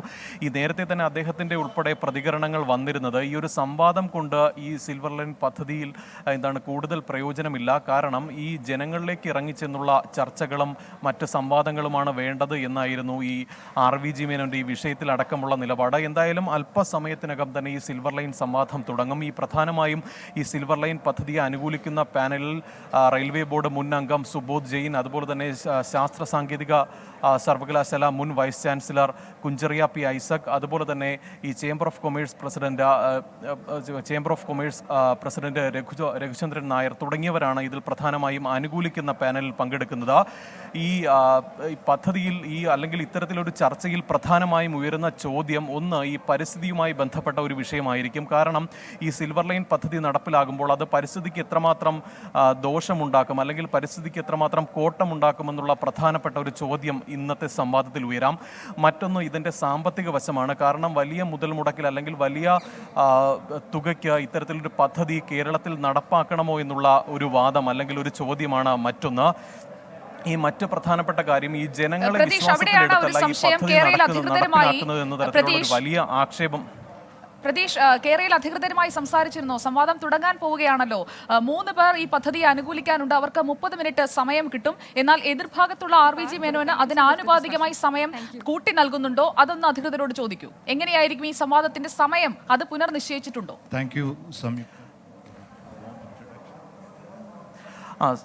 സുജയ, ഈ സംവാദത്തിന് വേണ്ടി കേരളയിൽ അധികൃതർ ഉൾപ്പെടെ ഇവിടെ എത്തിയിട്ടുണ്ട്. നേരത്തെ തന്നെ കുമാർ ഇവിടെ എത്തിയിരുന്നു. എന്നാൽ അദ്ദേഹവും ഇന്നും പ്രതികരിക്കാൻ തയ്യാറായിട്ടില്ല. കാരണം മാധ്യമപ്രവർത്തകരോട് ഇപ്പോൾ പ്രതികരിക്കുന്നില്ല, അത് നമ്മുടെ നയത്തിന് എതിരാണ് എന്നാണ് അദ്ദേഹം എപ്പോഴും മുൻ ദിവസങ്ങളിലൊക്കെ തന്നെ പ്രതികരിച്ചതിന് സമാനമായുള്ള പ്രതികരണമാണ് അദ്ദേഹത്തിൽ നിന്ന് ഇന്നും ഉണ്ടായത്. കാരണം മാധ്യമപ്രവർത്തകരുടെ യാതൊരു തരത്തിലുള്ള ചോദ്യങ്ങൾക്ക് മറുപടി പറയാൻ അദ്ദേഹം തയ്യാറായിട്ടില്ല. ഈ distinguished panel, I'll take leisure and privilege in inviting on stage. ശരി പ്രതീക്ഷ, ഇനിയിപ്പോൾ ഈ സംവാദം തുടങ്ങുന്നു. അതിന്റെ ഒരു ആമുഖം ആണ് നമ്മളിപ്പോൾ കേട്ടുകൊണ്ടിരിക്കുന്നത്. അവിടെ ആളുകളെ, അതായത് ഇപ്പോൾ ശ്രീ RVG മേനോനെ, അദ്ദേഹത്തെ ആ പാനലിസ്റ്റ് എന്ന നിലയിൽ അദ്ദേഹത്തെ ക്ഷണിച്ചിരിക്കുകയാണ് വേദിയിലേക്ക്. അദ്ദേഹം നടന്നു കയറുന്നത് നമുക്ക് കാണാം. ഒരുപക്ഷെ ഈ പദ്ധതി എതിർക്കുന്ന പാനലുകൾ ഒരേ ഒരാളാണുള്ളത്, RVG മേനോൻ. ക്ഷണിക്കപ്പെട്ട മറ്റ് 2 പേർ ഈ പാനലിന്റെ ഭാഗമാകാൻ വന്നിട്ടില്ല, അലോക് വർമ്മയും അതോടൊപ്പം തന്നെ R ശ്രീധറും. പക്ഷേ RVG മേനോൻ ഇന്ന് ഈ സംവാദത്തിൽ പങ്കെടുക്കാൻ വേണ്ടി എത്തിയിട്ടുണ്ട്. അദ്ദേഹത്തെ ക്ഷണിച്ചിട്ടുണ്ട്. ഈ പദ്ധതി എതിർക്കുന്നയാൾ എന്ന നിലയിൽ ആദ്യം തന്നെ അദ്ദേഹത്തെയാണ് ഈ വേദിയിലേക്ക് ക്ഷണിച്ചിരിക്കുന്നത്.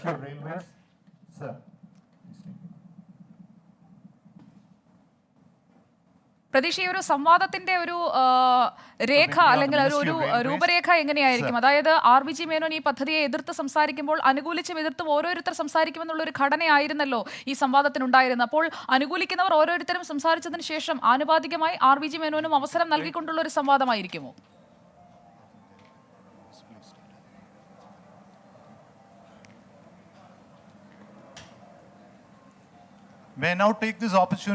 സിൽവർ ലൈൻ സംവാദത്തിന് തിരുവനന്തപുരം താജ് വിവാന്തയിൽ തുടക്കമായിരിക്കുകയാണ്. കേരളയിൽ അധികൃതരാണ് ഇപ്പോൾ പരിപാടി സംഘടിപ്പിക്കുന്നത്. RVG മേനോൻ വേദിയിലേക്ക് എത്തിക്കഴിഞ്ഞു. അനുകൂലിച്ചും എതിർത്തുമുള്ള പാനലിസ്റ്റുകളുടെ നേതൃത്വത്തിൽ ഈ സംവാദം നടക്കാൻ പോവുകയാണ്. അനുകൂലിച്ച് 3 പേരും, എതിർത്ത് ഒരാളും എന്നതാണ് നിലവിലെ ഘടന. ക്ഷണിക്കപ്പെട്ട അതിഥികളും സംവാദത്തിനായി അവിടെ എത്തിച്ചേർന്നിട്ടുണ്ട്.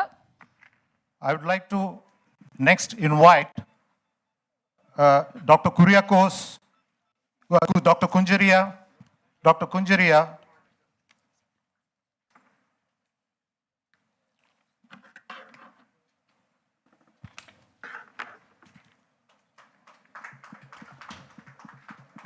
Vice Chancellor, Kerala Technology University earlier on, and right now, I think heading, sir. May I now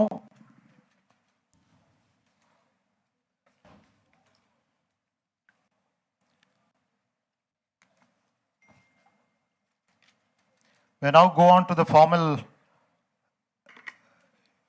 introductory remarks on this session.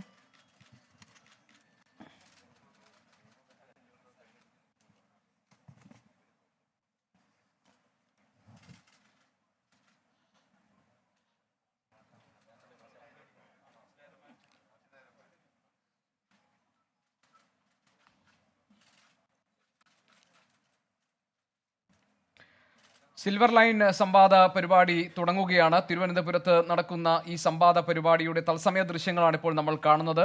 പാനലിസ്റ്റുകൾ വേദിയിലേക്ക് എത്തിക്കഴിഞ്ഞു. ക്ഷണിക്കപ്പെട്ട അതിഥികളായി അവർ വേദിയിൽ എത്തിയിട്ടുണ്ട്. ഈ പദ്ധതിയെ എതിർക്കുന്ന പാനലിൽ 3 പേരാണ് ഉണ്ടാകേണ്ടിയിരുന്നത്. പക്ഷേ അവിടെ RVG മേനോൻ മാത്രമാണുള്ളത്. അദ്ദേഹത്തിന് ഒപ്പം ഉണ്ടാകേണ്ടിയിരുന്നത് ഇന്ന് ഈ ചർച്ചയിൽ, ഈ സംവാദ പരിപാടിയിൽ പങ്കെടുക്കാനായി ഉണ്ടാകേണ്ടിയിരുന്നത് അലോക് വർമ്മയും അതോടൊപ്പം R ശ്രീധറുമായിരുന്നു. ഇരുവരും ഈ സംവാദ പരിപാടിയിൽ നിന്ന് പിന്നാക്കം പോയി. അതിനുശേഷം ഇപ്പോൾ RVG മേനോൻ മാത്രമാണ് ഈ പദ്ധതി എതിർക്കുന്നവരുടെ കൂട്ടത്തിലുള്ളത്. ഏതായാലും സംവാദ പരിപാടി തുടങ്ങാൻ വേണ്ടി പോകുന്ന നിമിഷങ്ങളുടെ മാത്രം കാത്തിരിപ്പ് മതിയാകും. ഏതാണ്ട് 1 മണിക്കൂറിനധികം ഈ സംവാദ പരിപാടി നീളാനുള്ള സാധ്യതയുണ്ടെന്നാണ് മനസ്സിലാക്കുന്നത്. തിരുവനന്തപുരത്ത് നിന്നാണ് ഈ വിവരങ്ങൾ ഇനി നമുക്ക് വരാനുള്ളത്. സംവാദ പരിപാടി തത്സമയം നമുക്ക് കാണാം. സിൽവർ ലൈൻ പദ്ധതിയെ എന്തുകൊണ്ട് അനുകൂലിക്കുന്നു, എന്തുകൊണ്ട് എതിർക്കുന്നു എന്നതിൻ്റെ കാര്യകാരണങ്ങൾ വിശദീകരിക്കുന്നതായിരിക്കും ഈ സംവാദ പരിപാടി. പ്രതീഷ് ഉണ്ട് നമ്മളോടൊപ്പം കൂടുതൽ വിവരങ്ങൾ നൽകാനായി. പ്രതീഷ്, നേരത്തെ സുജയെ ചോദിച്ചൊരു ചോദ്യം വളരെ ഇമ്പോർട്ടൻ്റ് ആണ്. കാരണം ഈ പദ്ധതിയെ എതിർക്കുന്നവരുടെ കൂട്ടത്തിൽ RVG മേനോൻ മാത്രമാണല്ലോ ഉള്ളത്. അപ്പോൾ അദ്ദേഹത്തിന് സംസാരിക്കാൻ കിട്ടുന്ന സമയം അതെങ്ങനെയാണ് വിഭജിച്ച് നൽകാൻ പോകുന്നത്? ഓരോരുത്തരും പറയുന്ന ഭാഗങ്ങൾക്ക് അദ്ദേഹത്തിനുള്ള എതിർപ്പ് പറയാനുള്ള അവസരം കൊടുക്കുകയാണ്. എങ്ങനെയാണ് ഇത് ക്രമീകരിച്ചിരിക്കുന്നത്? എന്തായിരിക്കും ഈ സംവാദത്തിൻ്റെ ഘടന?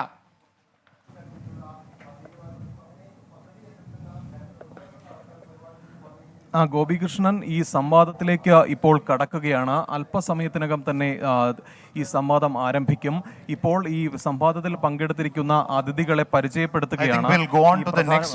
പ്രധാനമായും ഈ മോഹനൻ എ മേനോനാണ് മോഹൻ എ മേനോനാണ് ഇതിലെ പ്രധാനപ്പെട്ട മോഡറേറ്റർ. ഇദ്ദേഹമാണ് ഇപ്പോൾ ഓരോ അതിഥികളെ പരിചയപ്പെടുത്തിക്കൊണ്ട് ഈ സംവാദത്തിലേക്ക് ഇപ്പോൾ കടക്കുകയാണ്. ഗോപികൃഷ്ണൻ സൂചിപ്പിച്ചതുപോലെ തന്നെ ഈ ആദ്യം ഇതിനെ അനുകൂലിക്കുന്ന ഒരു പാനലിലുള്ള അംഗങ്ങൾക്കായിരിക്കും സംസാരിക്കാൻ അവസരം നൽകുക. ഇതിൽ പ്രധാനമായും ഈ സുബോധ് ജെയിൻ, അതുപോലെ തന്നെ doctor Kunjaria P Isaac, SN Raghuchandran Nair, ഇവർക്കായിരിക്കും ആദ്യം ഈ ഇതിനെക്കുറിച്ച്, അതായത് സിൽവർ ലൈൻ പദ്ധതിയെ അനുകൂലിച്ച് സംസാരിക്കാനുള്ള ഒരു അവസരം ഉണ്ടാവുക. ഇതിനുശേഷമാകും RVG മേനോനിലേക്ക് എത്തുക. നേരത്തെ സൂചിപ്പിച്ചതുപോലെ തന്നെ ഈ RVG മേനോൻ, അതായത് ഈ പദ്ധതിയെ അനുകൂലിക്കുന്നവരെക്കാൾ കൂടുതൽ, അതായത് പദ്ധതി എതിർക്കുന്ന RVG മേനോന് ഈ സമയപരിധി നിശ്ചയിച്ചിരിക്കുന്നതിൽ ചെറിയ കുറവുണ്ട്. 30 മിനിറ്റിൽ താഴെയാണ് RVG മേനോന് അനുവദിച്ചിരിക്കുന്ന സമയം. എന്തായാലും ഇപ്പോൾ ഈ സംവാദത്തിലേക്ക് കടക്കുകയാണ്. ഇതിന്റെ ഒരു ആമുഖമാണ്, അതായത് സിൽവർ ലൈൻ പദ്ധതിയുമായി ബന്ധപ്പെട്ട സംവാദത്തിന്റെ ഒരു ആമുഖമാണ് ഇപ്പോൾ നടക്കുന്നത്. Ladies and gentlemen, first and foremost, he has been holding an apex role as Secretary to Government of India and looking after the roles of member staff at the outset, and then moving on as member engineering to head the organization and looking after the entire organization from a strategic role. Good morning and a warm welcome to you also. Put your hands together and for a warm welcome to Shri Subodh Kumar Jain.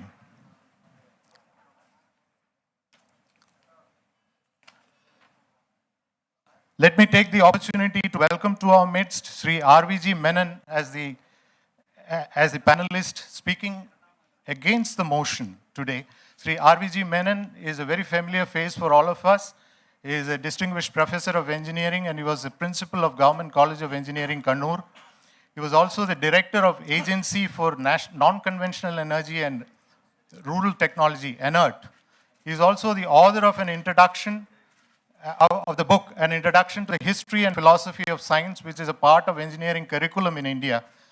Mr. Menon has served as the president of the Kerala Shastra Sahitya Parishad People's Science Movement. So we have the heart and pulse of the Shastra Sahitya Parishad movement, the heart and pulse of an environmentalist of distinction.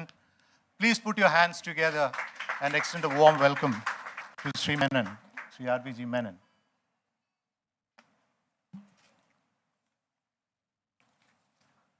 I must start off on an apologetic note. I misspelled your name rather. Dr. Kunjariya P. Isaac is also a very distinguished. Fine. So you are no need for a formal introduction. But anyway, I am bound by my duties to make a formal introduction. Dr. Kunjariya P. Isaac adorned the role of Vice Chancellor of Kerala Technology University, stepping into the coveted post on 1st of September 2014. He has distinguished himself eminently as an institution builder of repute, as an academic, as a researcher, and also probably credited with the process innovation in manufacturing sand, M-Sand. As all of us know, he is here with us to talk on the project, on the motion, which would go on largely to support the cause of the project. So I would take this opportunity to extend a hearty welcome to him. and also ask the audience to put your hands together as a gesture of welcome.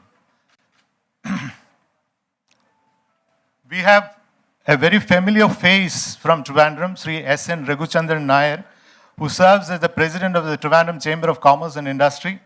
He was also convener general and past president of CREDAI, and he served as zonal advisory board in the zonal advisory board of LIC. He was chairman of Airport Users Consultative Committee, vice chairman, vice president of the Kerala Olympic Association, and a host of functional roles at a leadership level, cutting across sectors, cutting across a gamut of activities.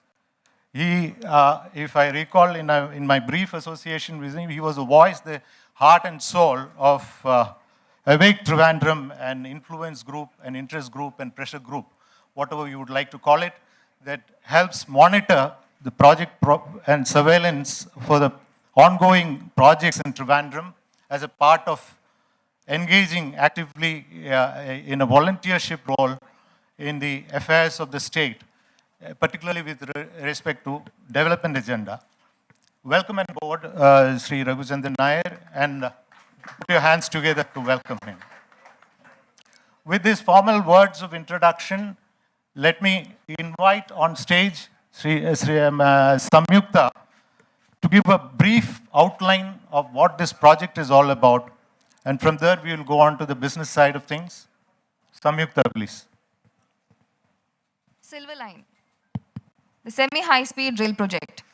In order to meet the growing demand of passenger traffic, third and fourth line in between Thiruvananthapuram and Kasaragod as a semi-high-speed rail corridor is proposed, in which the train can run with a maximum operational speed of 200 km per hour and can reach north to south in just 4 hours.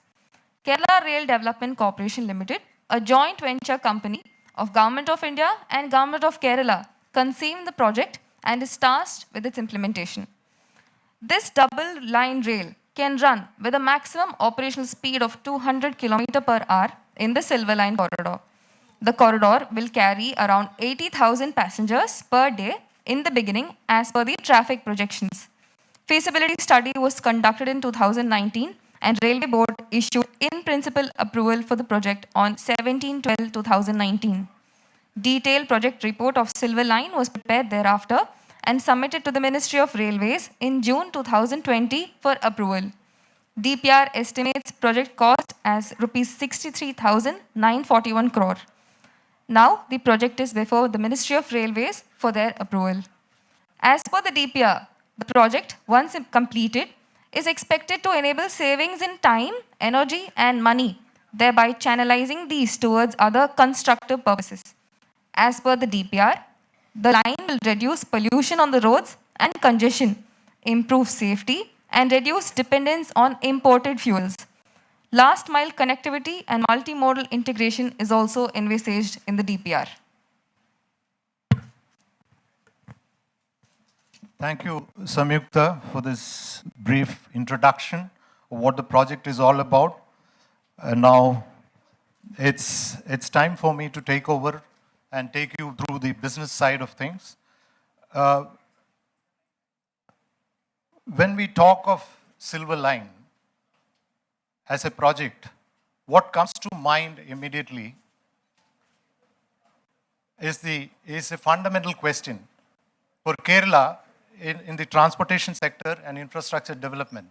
When was the last time that we did something for the first time? This was a fundamental question I tried to address. So if you look back in project history, particularly with reference to development projects of this nature, a big ticket project of this nature on the infrastructure side that we can recall is perhaps shifting our time machine back to the 60s, 69 to 76. We had the first of its kind, a double curvature arch dam, Idiki, as part of the Idiki hydroelectric project, being conceived, designed, developed, and then executed in fairly reasonable time with all the project complexities that a project could all the complexities that a project could factor in, perhaps successfully. This is perhaps the one major success story which I can think of. And then coming back to the present, we are looking at a project with an outlay of close to 64,000 crores, as all of us understand, which intends to take, the strategic intent is to bring in a transformational change in the transport sector infrastructure of the state, which is creaking at its ends thanks to the saturation of the roads, the road traffic, thanks to the delay in completion of projects of railways, including doubling. There are certain delays which are involved, but we have managed to chug along, but not at a pace that is demanding.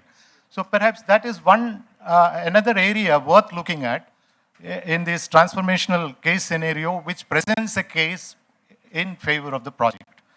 Okay, now when I go into the details of the project, we are confronted with a reality. What is the reality right now? The project is in a stage of what can aptly be termed as a VUCA kind of, not just business environment, a project environment. A VUCA kind of environment today confronts us as a reality. Volatility and the pace of change in the project narrative, the uncertainties involved in that, the volatility, uncertainty, and complexity of the project finally leading to all-round ambiguity in the way in which the project is positioned right now at this stage. We are at the crossroads. But having said that, it's a matter of pride for us that we encourage debate. Decision-making process is the outcome of continuous debate and discussions and accommodating various shades of opinion, including the voice of dissenters and the decision maker going ahead with the feedback received from from multiple perspectives, from the shades of public opinion, and across different constituents in a multi-stakeholder environment. So I'm sure that the voices of dissent will also be listened to, and let us start off on an optimistic note, on a positive note, that the project can probably be conceived of by accommodating multiple scenarios and evaluating each scenario and going ahead with whatever is most appropriate in public interest, in the interest of the state and the interest of the nation. With these few opening remarks, I would now lay out the business rules for this panel discussion, which is each speaker who supports the motion and also is against the motion is given a time of 15 minutes, a capping time of 15 minutes. And we can follow a certain, probably a sequence in the first round, and then the 15-minute limit or capping of that limit need not be taken as an absolute figure. There could be areas where people have to chip in.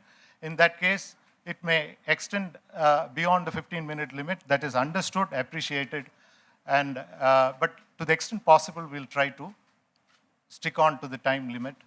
And this will be followed by rebuttal and should we say response round, rebuttal and response round for each participant. We have 3 participants to speak for the motion, and we have 1 participant who will be speaking against the motion. But what happens is ultimately the rebuttal and response round takes care of the the differences and the observations and the shade of opinion being expressed, and it will also help us to reconcile certain differences, hopefully. And beyond that, it will be open to the audience. I'm failing in my duty if I don't welcome all of you. First of all, the audience who are actively engaged in these proceedings and who have come all the way from different walks of life to be part of this panel discussion, and also those who are viewers across the social media platforms and also across different channels which may be airing this show. I can also make this opportunity to extend a warm welcome to all of them. the moderator's role ultimately is to serve as a bridge between, as a connect between the audience, the viewers, and also the expert panelists who are here to address the concerns, the doubts, misgivings, apprehensions. So I propose this അതിനിടെയുള്ള motion കല്ലുകൾ ഇടാനായി ഉദ്യോഗസ്ഥരെത്തിയപ്പോൾ വീണ്ടും പ്രതിഷേധം അരങ്ങേറുന്ന ദൃശ്യങ്ങളാണ് ഇപ്പോൾ പ്രേക്ഷകർ സ്ക്രീനിന്റെ ഒരു ഭാഗത്ത് കാണുന്നത്. Silver line സംവാദം തിരുവനന്തപുരത്ത്, സിൽവർ ലൈൻ അതിനിടെയുള്ള കല്ലിടലിനെതിരെയുള്ള പ്രതിഷേധം കണ്ണൂരിൽ. എടക്കാട്, മുഴപ്പിലങ്ങാട് എന്നിവിടങ്ങളിലാണ് കല്ലിടാനായി ഉദ്യോഗസ്ഥർ ഇന്ന് എത്തിയത്. രണ്ടിടങ്ങളിലും പ്രതിഷേധമുണ്ടെന്ന് തോന്നുന്നു. പോലീസും നിലയുറപ്പിച്ചിട്ടുണ്ട്. No, it's not a motion. It is just a topic which is subject for introduction. Flowing out of that, whatever your thought processes are, we can take it on further. So, at the outset, for opening this discussion, may I now invite Dr. Kunjariya with your opening remarks and your take on the project. Thank you, Mr. Mohan Menon. Very good morning to all of you. My fellow panelists, especially Professor R.V.G. Menon, who was my teacher and my boss. In the sense, he was the principal at Government Engineering College where we worked together. This is an opportunity, welcoming all of you to this panel discussions on the challenges, the concerns, and the road ahead of how we build a transportation system for the state of Kerala. I consider, because my specialization is transportation engineering, so I consider this project as part of the development of a transportation system for the Kunjaria state P of ഐസക്കാണ് silver line സംവാദത്തിൽ സംസാരിച്ചുകൊണ്ടിരിക്കുന്നത്. കണ്ണൂരിൽ കല്ലിടാനുള്ള ശ്രമം നടക്കുന്നു. തടയാനായി പ്രതിഷേധക്കാരും നിലയുറപ്പിക്കുന്നു. എടക്കാടും മുഴപ്പിലങ്ങാടും ഒക്കെയാണ് ഇന്ന് കല്ലിടാൻ ഉദ്ദേശിക്കുന്നത്. സജോ, എന്താണ് സാഹചര്യം? in developing a transportation system for the state of Kerala. Just consider today's scenario. Kannur മുഴപ്പിലങ്ങാടാണ് കേരളയിൽ ഉദ്യോഗസ്ഥർ കല്ലിടുന്നതിന് വേണ്ടി എത്തിയത്. ഇവിടെയും ഭൂവുടമകൾ എതിർക്കുകയാണ്. അവരുടെ പ്രതിഷേധം അവർ അറിയിച്ചു. ഇവിടെ കല്ലിടാൻ തങ്ങൾ അനുവദിക്കില്ല എന്ന നിലയ്ക്ക് ഭൂവുടമകൾ പ്രതിഷേധിക്കുകയാണ്. പ്രതിഷേധവുമായും ഇവിടെ നാട്ടുകാരും സമരസമിതിയും ഒക്കെ സംഘടിച്ചിട്ടുണ്ട്. ഇവിടെ ഒരു വീടിൻ്റെ മുറ്റത്താണ് കല്ലിടേണ്ടത്. അതായത് നിർദ്ദിഷ്ട പാത കടന്നു പോകുന്ന തരത്തിൽ സർവേ നടത്തിയിട്ടുള്ളത് ഈ വീടിൻ്റെ മുറ്റത്താണ്. അവിടെയുള്ള വീട്ടുടമകളുമായി കേരളയിൽ ഉദ്യോഗസ്ഥർ സംസാരിക്കുകയാണ്. വലിയ പോലീസ് സാന്നിധ്യമുണ്ട്. എടക്കാട് സ്റ്റേഷനിൽ നിന്ന് വലിയ തോതിൽ പോലീസുകാരെ ഇങ്ങോട്ടേക്ക് എത്തിയിട്ടുണ്ട്. ഉദ്യോഗസ്ഥർക്ക് സംരക്ഷണം നൽകുന്നതിന് വേണ്ടി സമരസമിതിയുടെ ആളുകളും കാര്യമായി സംഘടിച്ചിട്ടുണ്ട്. ഇവിടെ പ്രതിഷേധിക്കുന്നത് ഭൂവുടമകൾ തന്നെ ഉദ്യോഗസ്ഥരോട് വാക്കുതർക്കത്തിൽ ഏർപ്പെടുന്നത് നമുക്ക് കാണാം. അതിലേക്ക് പോകാം. ആളുണ്ടോന്നെല്ലാം ചോദിച്ചു. എൻ്റെ റിലേഷൻ ആയതുകൊണ്ടാണ് ഞാൻ വന്നതും സംസാരിക്കുന്നു. അപ്പോൾ നിങ്ങൾ ഇവിടെ വന്നിട്ട് ചോദിക്കുന്നത് ഇങ്ങനെ നമ്മൾ സ്റ്റഡീന്റെ ഭാഗമായിരുന്നു. അവിടെ അത് നിങ്ങൾ ചെയ്തിട്ടില്ല. അവിടെ എല്ലാവരും അവിടെ ഒരു സാർ ഉണ്ടായിരുന്നു. ആ സാറിനോട് ഞാൻ കൃത്യമായി കാര്യം പറഞ്ഞിട്ടാണ് അവിടെ കണ്ടിട്ടത്. അത് ഇല്ലാന്ന് പറഞ്ഞിട്ട് ഒരു കാര്യമില്ല. കാരണം ഞാനാണ് പറഞ്ഞത് സാർ. അപ്പൊ ഇല്ലാന്ന് പറഞ്ഞാൽ എങ്ങനെയാണ്?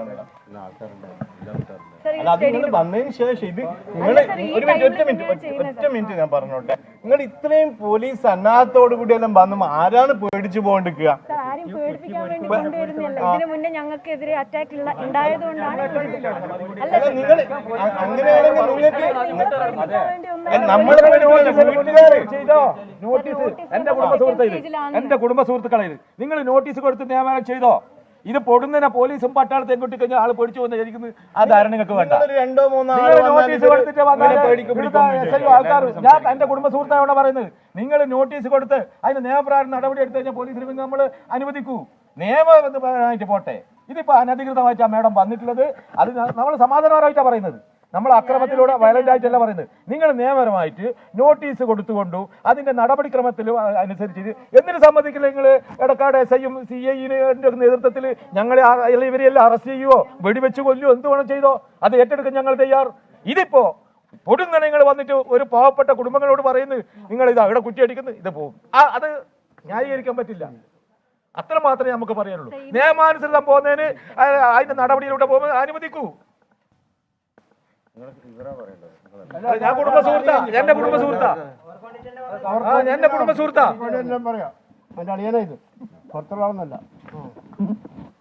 അതാണ് അവരുടെ പ്രതിഷേധം. അതായത് ഭൂവുടമകളുടെ പ്രതിഷേധം അവർ കേരളയിൽ ഉദ്യോഗസ്ഥരെ അറിയിക്കുകയാണ് ചെയ്തത്. അനുമതിയില്ല, വീട്ടുകാരെ അറിയിച്ചിട്ടില്ല. ഈ പ്രതിഷേധത്തെ തുടർന്ന് അവർ ഈ കല്ലിടൽ നിർത്തിവെച്ച് മടങ്ങി എന്ന് പറയാറായോ?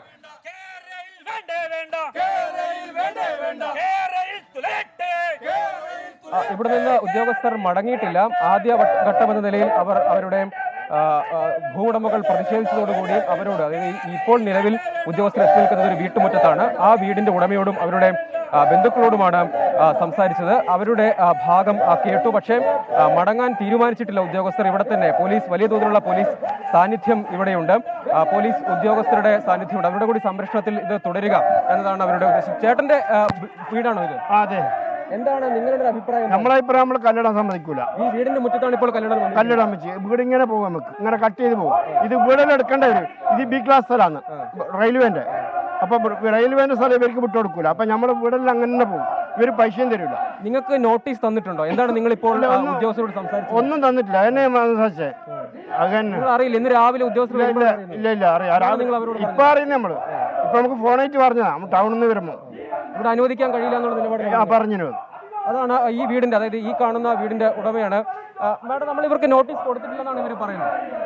സർ, ഇപ്പൊ സംസാരിക്കാൻ പറ്റില്ല. ഫീൽഡ് എഞ്ചിനീയർ ഇവിടെ പക്ഷെ നിങ്ങൾ കല്ലിടൽ തുടരും, അതെ പോലീസ് സംരക്ഷണം തുടരും. അതാണ് അവർ വിശദീകരിക്കുന്നത്. കേരളത്തിന്റെ പ്രതിനിധിയാണ് പറഞ്ഞത്.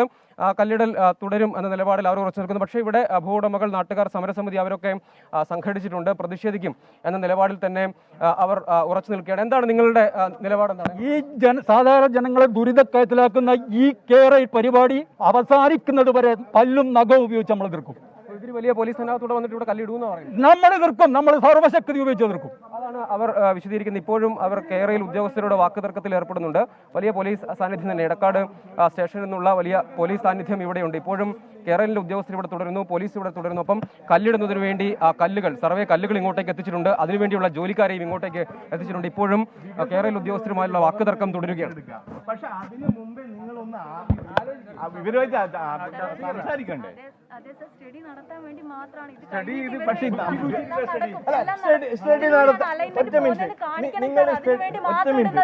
നിങ്ങളുടെ അലൈൻമെന്റ് ആദ്യം നടത്തിയെന്ന് പറഞ്ഞ്, അങ്ങനെയാണെങ്കിൽ എന്തിനാ മേഡം ഇത്രയധികം പോലീസും സന്നാഹവും? സർ, ഇതിനു മുന്നേ നമ്മൾ ഇതുപോലെ വേറെ സൈറ്റുകളിൽ നിങ്ങൾ വന്നിട്ട് ഇവിടെ നിങ്ങൾ പട്ടീനെ അയച്ചുവിട്ട് കടിപ്പിച്ചിട്ട് വരെയുണ്ട്. ഒറ്റ മിനിറ്റ്, ഇവിടെ അങ്ങനെ ഉണ്ടായിട്ടില്ല സർ. അല്ല സർ, അങ്ങനത്തെ സിറ്റുവേഷൻസ് ഉണ്ടായിട്ടുണ്ട്. അതുകൊണ്ടാണ് സർ ഇങ്ങനെ അറിയിച്ചിട്ടുണ്ട്. സാർ ഇപ്പൊ കണ്ടു, ഞാൻ ഈ വീട്ടിൽ കയറി ബെല്ലടിച്ച് അവരെ അറിയിച്ചിട്ടാണ്. ഇതിനു മുന്നേ വന്ന് ഇവരുടെ വീട് സർവേ നമ്പർ മാത്രമേ നമ്മുടെ കയ്യിലുള്ളൂ. അപ്പൊ ഇവരോട് മുന്നേ വന്ന് അറിയിക്കാൻ പറ്റില്ല. സർവേ നമ്പർ നിങ്ങൾ വീട്ടിൽ വരുന്നില്ലേ? സർവേ നമ്പറൊക്കെ നിങ്ങൾ വീട്ടിൽ വരുന്നില്ലേ? അതാണ് അവരിപ്പോഴും പ്രതിഷേധം. അതായത് ഭൂവുടമകൾ, സമരസമിതിയുടെ ആളുകൾ, നാട്ടുകാരൊക്കെ ഇപ്പോഴും പറയുന്നത്. എന്താണ് നിങ്ങൾ അറിയിക്കാതെ വന്നു? ഇതൊരു വീട്ടിൽ അനധികൃതമായിട്ട് കയറിയിട്ട് ആ വീടിന്റെ സ്വത്ത് അപഹരിക്കുന്നതിന് തുല്യമാണ് ഈ പദ്ധതി. വീട്ടുകാർ യാതൊരു വിധമില്ല, കുറ്റിയായി വരുമ്പോഴാണ് വീട്ടുകാർ അറിയുന്നത്. വീട്ടിൽ വെള്ളയടിച്ചിട്ട് വീട്ടുകാർ പട്ടാളവും പോലീസുമായി വന്നിട്ട് വീട്ടുകാരെ ഭയപ്പെടുത്തിയിട്ടാണ് പല വീട്ടുകാരും സമ്മതിക്കുന്നത്. ഇന്നത്തെ സമ്മതം നമുക്ക് മനസ്സിലാക്കാൻ വേണ്ടി സാധിക്കുന്നുണ്ട്. അതുകൊണ്ട് തന്നെ യാതൊരു കാരണവശാലും ഈ കേരളയിൽ വീട്ടുകാരുടെ സമ്മതം ഇല്ലാതെ ഒരു കുറ്റി അടിക്കാൻ നമ്മൾ അനുവദിക്കുന്നതല്ല. കാരണം ഈ സമരസമിതി ഒരിക്കലും ഇതിനെ അനുവദിക്കില്ല എന്ന്.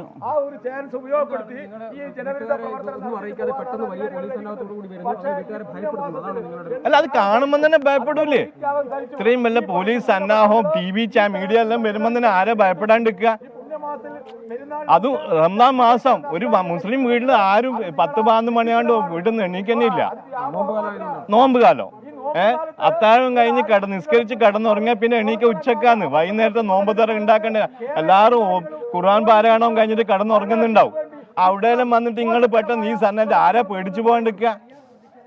വികസനം വേണം, വികസനം വേണ്ടെന്ന് ആരും പറയുന്നില്ലല്ലോ. പക്ഷെ അതിൻ്റെതായ രീതിയിൽ അത് കേരളയിൽ വേണ്ടെന്നുള്ള എല്ലാവരും പറയുന്നു. പിന്നെ ഇത് എന്തുകൊണ്ട് ഇത്ര ഷാഡ്യം നിങ്ങൾക്ക് ഇത് വേണമെന്നുള്ള നിർബന്ധം? മുഴപ്പിലങ്ങാട് പഞ്ചായത്തിൽ പ്രത്യേകിച്ചിട്ട് വികസനത്തിന് വേണ്ടി ജനങ്ങൾ ഈ സംസ്ഥാനത്ത് ഒരു സ്ഥലത്തും ഇല്ലാത്ത അത്രയും സഹകരിച്ച ഒരാളാണ് ഈ മുഴപ്പിലങ്ങാട് പ്രദേശത്തുള്ള ആൾ. കാരണം നാഷണൽ ഹൈവേക്ക് സ്ഥലം കൊടുത്തു, ബൈപ്പാസിന് സ്ഥലം കൊടുത്തു, ഇപ്പോൾ ആറുവരി പാതയ്ക്ക് സ്ഥലം കൊടുത്തു, റെയിൽവേക്ക് സ്ഥലം കൊടുത്തു, തീരദേശ ഹൈവേക്ക് സ്ഥലം കൊടുക്കുന്നു, ഇനി വരാൻ പോകുന്ന ജലപാതയ്ക്ക് സ്ഥലം കൊടുക്കുന്നു. ഇതിനെല്ലാം സ്ഥലം കൊടുത്ത് ഇതിന്റെ ഒടുവിലാണ് കേരളയിലെ ഭൂമി ഏറ്റെടുക്കുന്നത്. അതാണ് ഇവിടെ വലിയ പോലീസ് സാന്നിധ്യം ഇപ്പോഴുമുണ്ട്. നമുക്ക് ദൃശ്യങ്ങൾ കാണാം. അവർ ഈ വീടിന്റെ മുൻപിൽ തന്നെ തുടരുന്നുണ്ട്. ആളുകൾ പറയുന്നത്, അതായത് ഭൂവുടമകൾ, ഈ വീടിന്റെ ഉടമ നമ്മളോട് നേരത്തെ സംസാരിച്ച ആൾ, അവരുൾപ്പെടെ പറയുന്നത് ഒരു തരത്തിലും ഇവിടെ കല്ലിടാൻ അനുവദിക്കില്ല എന്ന നിലപാടിൽ തന്നെ ഉറച്ചു നിൽക്കുകയാണ്. വീട്ടിലെ മറ്റ് അംഗങ്ങൾ കൂടി ചേരുന്നു. വരുന്നുണ്ട്. നമ്മളെ വീടപ്പറാന്ന് നമുക്ക് എതിർക്കുന്ന പറഞ്ഞാൽ അങ്ങനെ എതിർക്കൂല. പക്ഷെ പൈസ തരുവാണെങ്കിൽ നമുക്ക്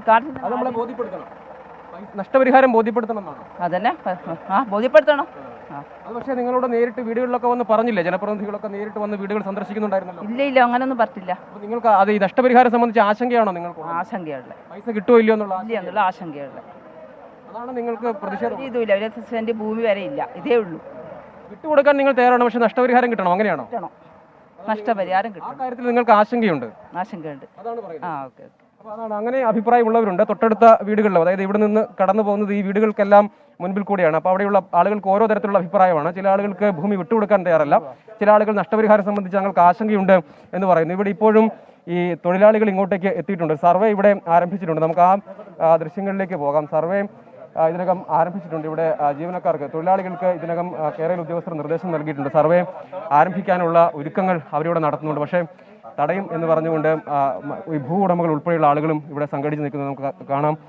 ദൃശ്യങ്ങളിൽ ജീവനക്കാർ, കേരളിൻ്റെ തൊഴിലാളികളെല്ലാം ഉണ്ട്. അത് കല്ലിടേണ്ട സ്ഥലമാണ് യഥാർത്ഥത്തിൽ. ഇപ്പോൾ ഈ ഭൂ ഉടമ, ഈ വീടിൻ്റെ ഉടമകൾ ആയിട്ടുള്ള ആളുകൾ നിൽക്കുന്ന സ്ഥലത്താണ് യഥാർത്ഥത്തിൽ ഇവിടെ കല്ല് സ്ഥാപിക്കേണ്ടത്, സർവേ കല്ല് സ്ഥാപിക്കേണ്ടത്. ഇവിടെ സ്ഥാപിക്കാൻ കഴിയില്ല, ഇവിടെ കല്ലിടാൻ അനുവദിക്കില്ല എന്ന് പറഞ്ഞുകൊണ്ട് ആ കല്ലിടേണ്ട, അതായത് ഇതിനകം സർവേ നടത്തി കല്ലിടുന്നതിന് വേണ്ടി, കുഴിയെടുക്കുന്നതിന് വേണ്ടി തൊഴിലാളികൾ എത്തിയ സ്ഥലത്ത് ഈ വീടിന്റെ ഉടമ, ഈ ഭൂ ഉടമ ഇവിടെ ആ സ്ഥലത്ത് ഇറങ്ങി നിൽക്കുകയാണ്. ഇവിടെ കല്ലിടാൻ അനുവദിക്കില്ല എന്ന് പറഞ്ഞുകൊണ്ട് ആ സ്ഥലത്തേക്ക് ഇറങ്ങി. നമുക്ക് ഇഷ്ടമില്ല. ഈ സ്ഥലത്ത് ഇറങ്ങി ഇവിടെയാണ് കല്ലിടാൻ വേണ്ടി അവർ മാർക്ക് സമ്മതിക്കില്ല. നമുക്ക് സമ്മതില്ല. വീട്ടുകാരെ സമ്മതിക്കില്ല. നമുക്ക് ഈ കേരളത്തിന്റെ ആവശ്യമില്ല. 4 ഇരട്ടി എന്ന് പറഞ്ഞാൽ എത്ര കിട്ടുക? ഗവൺമെന്റ് സമയത്തിൽ ആകെ 24 ഉറുപ്പ്യ കിട്ടും ഗവൺമെന്റ് കണക്കിൽ. 10 ഇരട്ടി കിട്ടോ, 100 ഇരട്ടി തീരുമെങ്കിൽ പിന്നെയും തിരക്കേണ്ട ഇവര്. 4 ഇരട്ടി എന്ന് പറഞ്ഞാൽ ഈ സ്റ്റാമ്പ് പേപ്പറിന്റെ ഇവർ വില കണക്കാക്കിയ വിലയാണ്. ഇവർ കമ്പ്യൂട്ടർ കാണിക്കുക വില, ആ വിലന്റെ 4 ഇരട്ടി തരിക. അപ്പൊ 6000 ഉറുപ്പ്യ 24,000 ഉറുപ്പ്യ തരിക. 24,000 ഉറുപ്പ്യക്ക് നമുക്ക്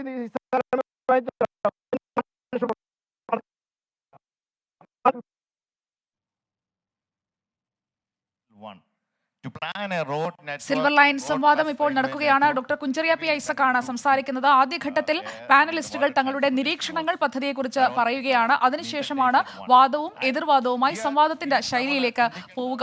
RVG മേനോന് കൂടുതൽ സമയം അനുവദിച്ചിരിക്കുന്നു. കാരണം എതിർക്കുന്നവരുടെ പാനലിൽ നിന്ന് അദ്ദേഹം മാത്രമാണ് സംസാരിക്കുന്നത്. അതുകൊണ്ട് അനുകൂലിക്കുന്നവരുടെ പാനലിലെ അംഗങ്ങൾ സംസാരിക്കുന്നതിന് ആനുപാതികമായുള്ള സമയം എതിർക്കുന്നവരുടെ പാനലിൽ നിന്നുള്ള ഏക അംഗമായ RVG മേനോനും ലഭിക്കുന്നു എന്നുള്ളതാണ് ഇപ്പോൾ വരുന്ന ഏറ്റവും പ്രധാനപ്പെട്ട വിവരം. അല്ലെങ്കിൽ ഞാൻ ഒരു ടെർമിനലിൽ ചെല്ലുന്ന വണ്ടി പാർക്ക് ചെയ്യാനുള്ള കൺവീനിയൻസ് എനിക്കുണ്ടാവണം. ഇവിടെ നമ്മൾ മെട്രോ പണിതു. മെട്രോയ്ക്ക് parking is a big problem. So that should not happen to the one which we propose now. We should have intermodal transfer, parking facilities. I mean, intermodal, when you say, it should have facility from private vehicles to get parked. There should be a bus terminus, there should be a silver line terminal, or then there should be a regular railway terminal. All happening, an easy transfer of passengers. That must-ആയിട്ട് നമ്മൾ ensure ചെയ്യേണ്ട ഒരു സംഗതിയാണ്. I was told that, I just asked about it. See, Kochuveli is the starting point, which is very inside the city today. It is very near to all these places. അപ്പോൾ അവിടെ it seems that unlimited parking, bus terminus, and the seamless. So this kind of a facility should be available in all these places. See, this is something which... Now, one more thing which I just wanted to tell is that the thing is that will it boost the economy of the state of Kerala? I can only give a few examples. One probably is the Western countries like USA. USA built the road network first, the expressways and freeways in 1950s. And that is a starting point of their economic, whether you agree or not. That is the starting point of the development of the economy of the state of, US. Similarly, it's a chicken and egg situation. You provide the facility, things will naturally follow. This is what we have to understand. നമ്മൾ മനസ്സിലാക്കേണ്ട ഒരു കാര്യമാണ്. ഈ facility വന്നതിന് ശേഷം മാത്രമേ economic ഡെവലപ്മെന്റിനെ പറ്റി നമുക്ക് ചിന്തിക്കാം. ദാറ്റ്സ് എ നാച്ചുറൽ പ്രോസസ്സാണ്. ഫസ്റ്റ് നമ്മൾ ചെയ്യേണ്ടത് എന്താണ്? We have to provide a good എന്ന് പറയുമ്പം it should be have a sufficient speed, comfort ഉണ്ടാവണം, കൺവീനിയൻസ് ഉണ്ടാവണം, സേഫ് ആയിരിക്കണം. ഇത്രയുമുള്ള ഒരു ട്രാൻസ്പോർട്ടേഷൻ നെറ്റ്വർക്ക് പ്രൊവൈഡ് ചെയ്ത് കഴിഞ്ഞാൽ the economic activity will go. Now, then you may ask me, what are the economic activities? One, I will say tourism. And there are so many things. But the next point, because now that I am an educationalist also, I will say the education. Kerala should become an education hub. അവർ ചോദിക്കും education ആയ പിന്നെ silver line സംവാദം തിരുവനന്തപുരത്ത് തുടരുകയാണ്. തിരികെ എത്താം ഇടവേളയ്ക്ക് ശേഷം. സിൽവർ ലൈൻ സംവാദം പുരോഗമിക്കുകയാണ് തിരുവനന്തപുരത്ത്, അതിന്റെ തത്സമയ സംപ്രേഷണത്തിലേക്ക്. Which is almost like 42%. 42.5.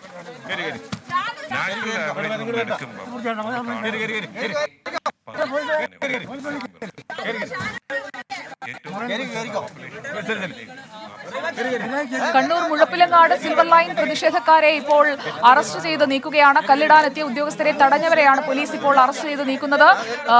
Saju Devasya, Muzhappilangad ഒരു കയ്യാങ്കളിയിലേക്ക് കാര്യങ്ങൾ എത്തിയോ?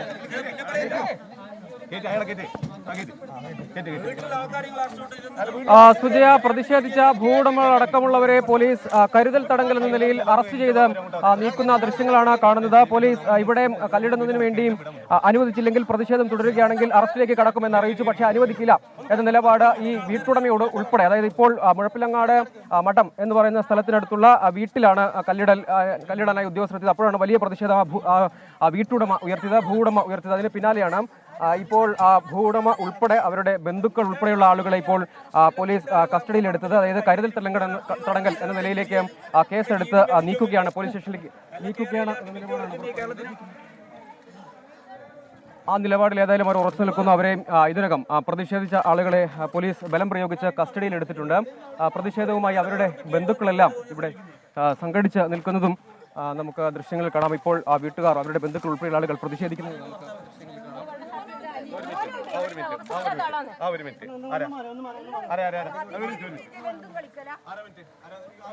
അതാണ് അവരുടെ, അതായത് ഈ വീട്ടുടമയെ ഉൾപ്പെടെ അറസ്റ്റ് ചെയ്തതിൽ അവരുടെ കുടുംബാംഗങ്ങളുടെ പ്രതിഷേധമാണ് കാണുന്നവർ. പോലീസ് വാഹനത്തിന് മുൻപിൽ വീട്ടിലെ മറ്റ് അംഗങ്ങളെല്ലാം സംഘടിച്ച് നിൽക്കുന്നത് കാണാം. കാരണം അവരുടെ വീട്ടിലുണ്ടായിരുന്ന മകനെ ഉൾപ്പെടെ പോലീസ് ഇപ്പോൾ കസ്റ്റഡിയിലെടുത്തു എന്നതാണ് അവർ പറയുന്നൊരു പ്രധാനപ്പെട്ട കാര്യം. അത് നീതി നിഷേധമാണ്. വെറുതെ വീടിന്റെ മുറ്റത്ത് നിന്ന് മകനെ അടക്കം പോലീസ്, അത് ഏതായാലും ആ സ്ത്രീകളുടെ പ്രതിഷേധം ഫലം കാണുകയാണ്. അദ്ദേഹത്തെ തിരിച്ചിറക്കിയിട്ടുണ്ട് പോലീസ്. അതായത് വീടിന്റെ മുറ്റത്ത് നിന്ന മകനെ പ്രതിഷേധക്കാരനാണ് എന്ന് പറഞ്ഞുകൊണ്ട് കസ്റ്റഡിയിൽ എടുത്തുകൊണ്ടുപോയി എന്നതാണ് ഈ ഇവിടെ ഉണ്ടായിരുന്ന ഇവരുടെ ബന്ധുക്കളുടെ, ഈ വീട്ടുടമയുടെ ബന്ധുക്കളുടെ ഒരു പ്രധാനപ്പെട്ട വാദം. ഒന്നും അറിയാതെ അവിടെ നിൽക്കുകയായിരുന്നു. ഭൂവുടമ എന്ന നിലയിൽ ആ വീട്ടുടമയാണ് പ്രതിഷേധിച്ചത്. പക്ഷേ കൊച്ചുമകനെ അടക്കം കസ്റ്റഡിയിലെടുക്കുന്ന നില വന്നു. അത് സ്ത്രീകൾ പ്രതിഷേധിച്ചതോടുകൂടി ഏതായാലും ഇപ്പോൾ അദ്ദേഹത്തെ പുറത്തേക്ക് ഇറക്കിയിട്ടുണ്ട്. ആ പ്രതിഷേധം ഫലം കണ്ടു. പക്ഷേ ഇവിടെ കല്ലിടൽ തുടരും എന്ന നിലപാടിൽ തന്നെയാണ് ഇപ്പോൾ വീണ്ടും പ്രതിഷേധം വീണ്ടും തുടരുകയാണ്. അവരെല്ലാം പോലീസ് ബലം പ്രയോഗിച്ച് നീക്കുകയാണ്. അതിനുശേഷം സർവേയിലേക്ക് കടക്കാൻ ഉദ്യോഗസ്ഥർ ശ്രമിക്കുകയാണ്. മറ്റ് പ്രതിഷേധിച്ചവരെ, അതായത് ഈ സ്ഥലത്തടക്കം പ്രതിഷേധിച്ചവർ നമുക്ക് ദൃശ്യങ്ങളിൽ കാണാം. ഇവിടെ കല്ല് സ്ഥാപിക്കുന്നതിന് വേണ്ടിയുള്ള ജോലികളിലേക്ക് കടന്നിട്ടുണ്ട്. ഇപ്പോൾ ഇവിടെ തൊഴിലാളികൾ, അതായത് കേരളിൻ്റെ തൊഴിലാളികൾ ആ ജോലിയിലേക്ക് കടന്നിട്ടുണ്ട്. അവിടെ ഈ സ്ഥലത്തായിരുന്നു നേരത്തെ ഭൂവുടമയടക്കം പ്രതിഷേധിച്ച് നിന്നിരുന്നത്. അദ്ദേഹം ഉൾപ്പെടെ അദ്ദേഹത്തിന്റെ ബന്ധുക്കളടക്കം ആണ് ഇങ്ങോട്ടേക്ക് തൊട്ടടുത്ത സമീപ വീടുകളിലെ ആളുകളുമാണ് പ്രതിഷേധത്തിനായി എത്തിയത്. അവരെ ബലം പ്രയോഗിച്ച് പോലീസ് വാഹനത്തിലേക്ക് കയറ്റിയിട്ടുണ്ട്. കരുതൽ തടങ്കൽ എന്ന നിലയിലായിരിക്കും അവരെ നീക്കുക എന്നാണ് എടക്കാട് CI അറിയിച്ചിട്ടുള്ളത്. അതിനുശേഷം ഇപ്പോൾ ഒരാളെ അനധികൃതമായി കസ്റ്റഡിയിലെടുത്തു. വീട്ടിന് മുറ്റത്ത് നിന്നിരുന്ന കൊച്ചുമകനെ അനധികൃതമായി കസ്റ്റഡിയിലെടുത്തു എന്ന് ആരോപിച്ചുകൊണ്ട് സ്ത്രീകൾ. സജു, അവിടെ കല്ലിടുകയാണോ? മുഴപ്പിലങ്ങാട് നിന്നുള്ള ദൃശ്യങ്ങളാണ് നമ്മൾ കാണുന്നത്. സജോ ദേവസ്യ, കേൾക്കാമോ സജോ? വേണ്ടിയുള്ള പ്രവർത്തികൾ ഇപ്പോൾ സുജയ, തീർച്ചയായും. അതായത് ഇപ്പോൾ ഇവിടെ പ്രതിഷേധിച്ചവരെ ഉപയോഗിച്ച് നീക്കിയതിനു ശേഷം കേരളിന്റെ തൊഴിലാളികൾ ഇവിടെ കല്ലിടുന്നതിന് വേണ്ടി, അതായത് ഇവിടുത്തെ ആദ്യത്തെ സർവേ ഉദ്യോഗസ്ഥർ പൂർത്തീകരിച്ചിട്ടുണ്ട്. വീട്ടുവാതിൽക്കലാണെന്ന് തോന്നുന്നല്ലേ കല്ലിടാനുള്ള കുഴി എടുത്തിരിക്കുന്നത് എന്നതാണ് അതിന്റെ പ്രവർത്തികൾ ഇവിടെ നടക്കുന്നത്. വീടിന്റെ മുറ്റത്താണ് വീടിന്റെ ഒരു ഭാഗത്ത്, വീടിന്റെ ഒരു വശത്തുള്ള മുറ്റത്ത് തന്നെയാണ് സ്ഥാപിക്കുന്നത്. അതായത് ഈ വീട് ഉൾപ്പെടെ ഏറ്റെടുക്കേണ്ടി വരും എന്ന നിലയുണ്ട് എന്നതാണ്. അതായത് ആ ഭൂ ഉടമ തന്നെ നമ്മളോടൊപ്പം ചേരുന്നുണ്ട്. എന്താ പറഞ്ഞ ബസ് കയറി വണ്ടി ലോറി കയറിയിട്ട് ഇറക്കി വിട്ട് നമ്മളെ വീട്ടുകാരെന്ന് പറഞ്ഞിട്ട് അനുവദിച്ചാൽ നമുക്ക് അനുവാദമൊന്നുമില്ല. ഇനിവർ ജബർദസ്ത് ചെയ്യുന്ന 1000 പോലീസുകാർ വന്നിട്ട് 4 നാട്ടുകാർ എന്താ ചെയ്യുക? നമ്മൾ മരിക്കാന്നല്ലാണ്ട് അടി കൊണ്ടിട്ട് വരെ എന്തിന്റെ ആവശ്യം? വീട്ടുടമയായതുകൊണ്ട് നിങ്ങളെ വിട്ടയക്കുന്ന നിലപാട് പോലീസ് നേരത്തെ കസ്റ്റഡിയിലെടുത്ത വീട്ടുടമയെ ഏതായാലും പോലീസ് ഇപ്പോൾ അവരുടെ പ്രതിഷേധത്തെ തുടർന്ന് വിട്ടിട്ടുണ്ട്. അവർ ഈ വീടിന്റെ ഉടമ തന്നെ ആയതുകൊണ്ട് ഈ വീട്ടുമുറ്റത്ത് നിൽക്കാനുള്ള അവകാശം അവർക്കുണ്ട്. ഇല്ല, ഇഷ്ടമില്ല.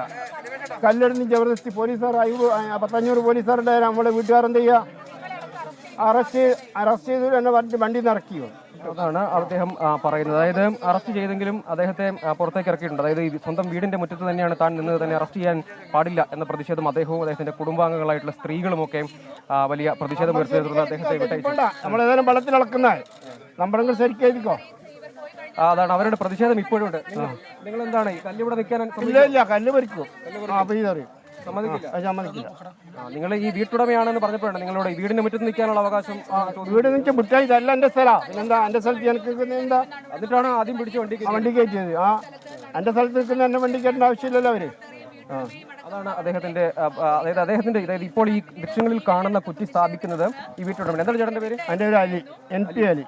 അലി എന്ന് പറയുന്ന മുഴപ്പിലങ്ങാട് മഠം എന്ന സ്ഥലത്തുള്ള അലി എന്ന വീട്ടുടമയുടെ അവിടെ വീണ്ടും മറ്റൊരു ഭാഗത്ത് വലിയ പ്രതിഷേധം നടക്കുന്നുണ്ട്. അതായത് പോലീസുമായിട്ട് വാക്കുതർക്കവും ഒക്കെ ഉണ്ടാകുന്നുണ്ട്. അത് ഇവിടെയും ഈ ഭൂവുടമകൾ തന്നെയാണ്. അവരും നേരത്തെ അന്യായമായ ഒരു കസ്റ്റഡിയിലെടുക്കലൊക്കെ ഉണ്ടായിരുന്നു. അത്തരം പ്രതിഷേധമാണ്. അതായത് അന്യായമായി വീട്ടുമുറ്റത്ത് നിന്നിരുന്ന കൊച്ചുമകനെ ഉൾപ്പെടെ കസ്റ്റഡിയിലെടുത്തത്. അത്തരം നീതി നിഷേധം ഇതിനിടയിൽ ഉണ്ടാകുന്നത് പ്രതിഷേധിച്ചത് കൊണ്ടാണ് പിന്നീട്. അതായത് സജു അവിടെ ചെയ്യുന്നത് എന്താണ്? അവിടെ ആ വീട്ടിലുള്ളവരെ പിടിച്ച് കരുതൽ തടങ്കലിൽ വെച്ചിട്ട് അവരുടെ വീട്ടുവാതിൽക്കൽ കല്ലിടുന്നു അല്ലേ?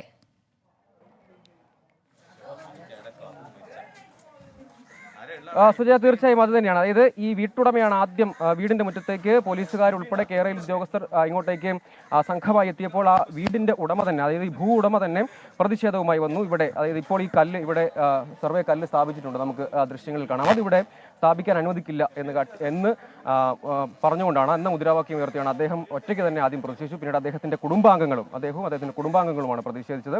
അതിൽ ഈ വീട്ടുടമയെ പോലീസ് കസ്റ്റഡിയിലെടുത്തിരുന്നു. പിന്നീടാണ് അദ്ദേഹത്തെ വാഹനത്തിൽ വെച്ചെങ്കിലും പിന്നീട് ഈ വീട്ടുടമയാണ്, താൻ ഈ വീടിന്റെ ഉടമയാണ്, ഇവിടെ നിൽക്കാനുള്ള അവകാശമുണ്ട് എന്ന നിലപാട് സ്വീകരിച്ചു. അദ്ദേഹത്തിന്റെ കൊച്ചുമകനെ ഉൾപ്പെടെ പോലീസ് കസ്റ്റഡിയിലെടുത്തു. പിന്നീട് സ്ത്രീകൾ ഉൾപ്പെടെ പ്രതിഷേധിച്ചു. ഈ വീടിന്റെ മുറ്റത്ത്, സ്വന്തം വീടിന്റെ മുറ്റത്താണ് നിൽക്കുന്നത്, പുറത്തുനിന്ന് വന്ന ആളുകളല്ല എന്ന നിലപാടാണ് അവർ ആവർത്തിച്ച് പറഞ്ഞത്. അതിന് പിന്നാലെയാണ് പോലീസ് അവരെ വിട്ടയക്കാൻ തീരുമാനിച്ചത് എന്നതാണ്. ഇപ്പോഴും ഈ പ്രവർത്തികൾ ഇവിടെ തുടരുകയാണ്. ഇതാണ് ഈ വീട്. ഈ വീടിനോട് ചേർന്ന ഭാഗത്ത് തന്നെയാണ് ഇപ്പോഴും ഇവിടെ ഇത്തരം പ്രതിഷേധവുമൊക്കെ തുടരുകയുമൊക്കെ ചെയ്യുന്നുണ്ട്. ഇപ്പോഴും പോലീസ് ഇവിടെയുണ്ട്. ഇവരുടെ പ്രതിഷേധം ഇങ്ങനെ തുടരുകയും ചെയ്യുന്നുണ്ട്. പോലീസ് വാഹനം ഉൾപ്പെടെ, അതായത് സ്ത്രീകൾ ഉൾപ്പെടെ ഇവിടെ സംഘടിച്ച് നിൽക്കുകയാണ്. അവരേതായാലും ഈ കല്ലിവിടെ നിലനിർത്താൻ അനുവദിക്കില്ല എന്ന നിലപാട് തന്നെയാണ് അവർ ആവർത്തിച്ച് സൂചിപ്പിക്കുന്നത്. അതിനിടയിൽ പല നീതി നിഷേധങ്ങളും ഉണ്ടാകുന്നുണ്ട്. അലീക്ക, എന്താണ് ഈ മകനെ പിടിച്ചു വണ്ടിയിൽ കയറ്റി എന്ന് പറയുന്നതിലെ മാനക്കയറ്റാൻ പാടില്ലല്ലോ. അത് മുറ്റത്ത് വെറുതെ നിൽക്കുന്ന മകനെ പിടിച്ചു കയറ്റി. അപ്പോൾ അതാണ് അദ്ദേഹം പറയുന്നത്. അതായത് മുറ്റത്ത് നിന്ന മകനെ കസ്റ്റഡിയിലെടുത്തതാണ്. നിങ്ങൾ ഇവിടെ മുറ്റത്ത് വെറുതെ നിൽക്കുമ്പോഴാണ് പിടിച്ച് വണ്ടിയിൽ കയറ്റിയത്? അതെ, അവിടെ നിൽക്കുമ്പോഴാണ് വെറുതെ പിടിച്ച് വണ്ടി കയറ്റിയത്. നിങ്ങളുടെ വീട് തന്നെയാണ് ഇവിടെ വന്ന് നിന്ന് വന്നതുകൊണ്ട് കയറ്റി. പിന്നീട് ഉമ്മയൊക്കെ അവിടെ പ്രതിഷേധിച്ചപ്പോഴാണ് ഇറക്കി വിട്ടത്. അതെ. അപ്പോൾ നിങ്ങൾ ഇത് ഇവിടെ സർവേ വേണ്ട, കല്ല് സ്ഥാപിക്കേണ്ട എന്നുള്ള നിലപാടാണ്? സർവേ വേണ്ട, കല്ല് വേണ്ട എന്നല്ല നമ്മൾ പറയുന്നത്. അറ്റ്ലീസ്റ്റ് വരുമ്പോൾ നമ്മൾ ഇൻഫോം ചെയ്യണം. ഇത് ജസ്റ്റ് ഒരു വണ്ടി നമ്മൾ ഞാൻ ഇപ്പോൾ ഉറങ്ങുന്ന, ഞാൻ രാവിലെ ഉറങ്ങാറ്, നമുക്ക് രാത്രി ഷിഫ്റ്റാണ്. അപ്പോൾ രാത്രി ഉറങ്ങി രാവിലെ ഇപ്പോൾ ഉറങ്ങി തുടങ്ങിയിട്ടേ ഉള്ളൂ. അപ്പോഴത്തേക്ക് ആൾക്കാർ വന്നു. ഇതെന്ത് ചെയ്ത്? ഇത് ഓരോ സ്ഥലമല്ലേ, ഗവൺമെന്റ് സ്ഥലമാണ് ഇത്. ഗവൺമെന്റ് ഏറ്റെടുക്കുമെന്ന് പറയുന്നത് ഗവൺമെന്റ് സ്ഥലമായിട്ടല്ലോ. ഗവൺമെന്റ് സ്ഥലമായതിനു ശേഷം ഓരോ എന്ത് വേണമെങ്കിൽ ചെയ്തോട്ടെ. ആദ്യം അതിനൊരു തീരുമാനമാക്കി അത് ഓരോ അപ്രൂവ് ചെയ്തിട്ടെ. നമ്മളാദ്യം കിട്ടാനുള്ള ഫുള്ള് സാധനം കൊണ്ടാ. നിങ്ങൾ ഒരു അറിയിപ്പും ഇല്ലാതെ ഒരു നോട്ടീസും ഇല്ല, ഒരു ലെറ്ററും ഇല്ലാണ്ട് ജസ്റ്റ് വന്നിട്ട് കയറിയിട്ട് കുറ്റിയടിക്കുന്ന ഇത് ജസ്റ്റ് ഞാൻ പറഞ്ഞിട്ട് ഇത് മറ്റെന്തെങ്കിലും നടുന്നതായിട്ടാണെങ്കിൽ കുഴപ്പമില്ല, നല്ലതെന്ന് ചെയ്യുന്നതാണ്. ഇത് കല്ലടിച്ചിട്ട് റെയിൽ പോകുന്ന നമ്മൾ പറഞ്ഞിട്ടത്തോട്ട് റെയിൽ പോകുന്നത് അതാണ് അവരുടെ പ്രതിഷേധം. അതായത് ഈ വീടിന്റെ ഉടമ തന്നെയാണ് ഈ അലീക്ക ഉൾപ്പെടെയുള്ള ആളുകളാണ് ഈ പ്രതിഷേധവുമായി ഇവിടെ നിന്നത്. അവരെയും ഏതായാലും ഇപ്പോൾ പോലീസ് വാഹനത്തിൽ നിന്ന് ഇറക്കിയിട്ടുണ്ട്. അവരുടെ പ്രതിഷേധം ഫലം കണ്ടു. അതായത് ഈ വീടിന്റെ മുറ്റത്ത് നിന്നു പ്രതിഷേധം അറിയിച്ചു എന്നതുകൊണ്ട് അറസ്റ്റിലേക്ക് പോകുന്നത് ശരിയല്ല എന്ന നിലപാടാണ് അവർ സ്വീകരിച്ചത്. ഏതായാലും അവിടെ ഇപ്പോഴും തിരുവനന്തപുരത്ത് സിൽവർ ലൈൻ പദ്ധതിയെക്കുറിച്ചുള്ള സംവാദം നടക്കുമ്പോൾ കണ്ണൂരിൽ കല്ലിടലിനെതിരായിട്ടുള്ള നാട്ടുകാരുടെ പ്രതിഷേധം നടക്കുകയാണ്. ഒരേ സമയത്ത് ഈ പദ്ധതി നടപ്പാക്കാൻ വേണ്ടിയുള്ള സർക്കാർ ശ്രമങ്ങളും മറുഭാഗത്ത് സമവായമുണ്ടാക്കാനുള്ള നീക്കങ്ങളും നടക്കുന്നു. കണ്ണൂരിൽ നാട്ടുകാരുടെ പ്രതിഷേധം ശക്തിപ്പെട്ടു എന്നതിന്റെ ദൃശ്യങ്ങൾ നമ്മൾ കണ്ടു. സജോ ദേവസ്യ കണ്ണൂരിൽ നിന്ന് തത്സമയ വിവരങ്ങളുമായി നമുക്കൊപ്പം ചേരുകയാണ്. ഒരു ചെറിയ ഇടവേളയ്ക്ക് ശേഷം നമുക്ക് മറ്റു വാർത്തകളിലേക്ക് മടങ്ങി വരാം. വളരെ വേഗം ബ്രേക്കിംഗ് അവസ്ഥ. ഈ മണിക്കൂറിലെ പ്രധാനപ്പെട്ട വാർത്തകളാണ് ബ്രേക്കിംഗ് അവേഴ്സിലൂടെ പ്രേക്ഷകരിലേക്ക് എത്തുന്നത്. നമുക്കറിയാം സിൽവർ ലൈൻ സംവാദ പരിപാടി നടക്കുകയാണ് തിരുവനന്തപുരത്ത്. അതിന്റെ തത്സമയ ദൃശ്യങ്ങളിലേക്ക് വളരെ വേഗം പോകാം. ബാക്കിയുള്ള സ്ഥലത്ത് 4.5 ഇരട്ടി കിട്ടും. പക്ഷേ ഇത് ഗവൺമെന്റ് എപ്പം കൊടുക്കും? ഇത് എനിക്ക് തോന്നുന്നു കേരളയിലായിട്ട് സംസാരിക്കുമ്പം പറയുന്നത് ഭൂമി ഏറ്റെടുത്താൽ പ്രമാണം കൊടുക്കുക, അപ്പം തന്നെ പൈസ കൊടുക്കും. അത് ഒരു സൈഡ് പറയും. അങ്ങനെ പണം കിട്ടിയിട്ടുള്ള ആൾക്കാരാണ് അവരായിരിക്കും പുറത്ത് പറയേണ്ടത്. ഞങ്ങൾക്ക് പണം കിട്ടി കേട്ടോ, നല്ല തുക കിട്ടി ഇന്ന് പറയാനുള്ള സാഹചര്യം. നമുക്ക് 13,000 കോടി രൂപയാണ് ഈ ഭൂമിക്ക് വേണ്ടി നമ്മൾ മാറ്റി വെച്ചിരിക്കുന്നത്. ഈ 13,000 കോടി രൂപ നമ്മൾ ഭൂമി എടുക്കുമ്പം കൊടുക്കുന്ന പണം ഇത് 2 ഇരട്ടി 3 ഇരട്ടിയായിട്ട് ഇക്കണോമിക് ആക്ടിവിറ്റി ആവാൻ പോവുക. ബിക്കോസ് ഇറ്റ്സ് മണി ഈസ് വേണ്ടി ഇൻ ദ സിസ്റ്റം. ഈ കിട്ടുന്ന പണം കൊണ്ട് ആൾക്കാർ വേറെ വീട് വെക്കുന്നോ, അല്ലെങ്കിൽ ഭൂമി വാങ്ങിക്കുന്നോ, അല്ലെങ്കിൽ കല്യാണം നടത്തുന്നോ, അല്ലെങ്കിൽ സ്വർണം വാങ്ങിക്കുന്നോ, എന്ത് വേണമെന്ന് നടക്കട്ടെ. പക്ഷേ ഈ 13,000 കോടി രൂപ സിസ്റ്റത്തിൻ്റെ അകത്ത് കിക്ക് സ്റ്റാർട്ട് ചെയ്യുന്നു.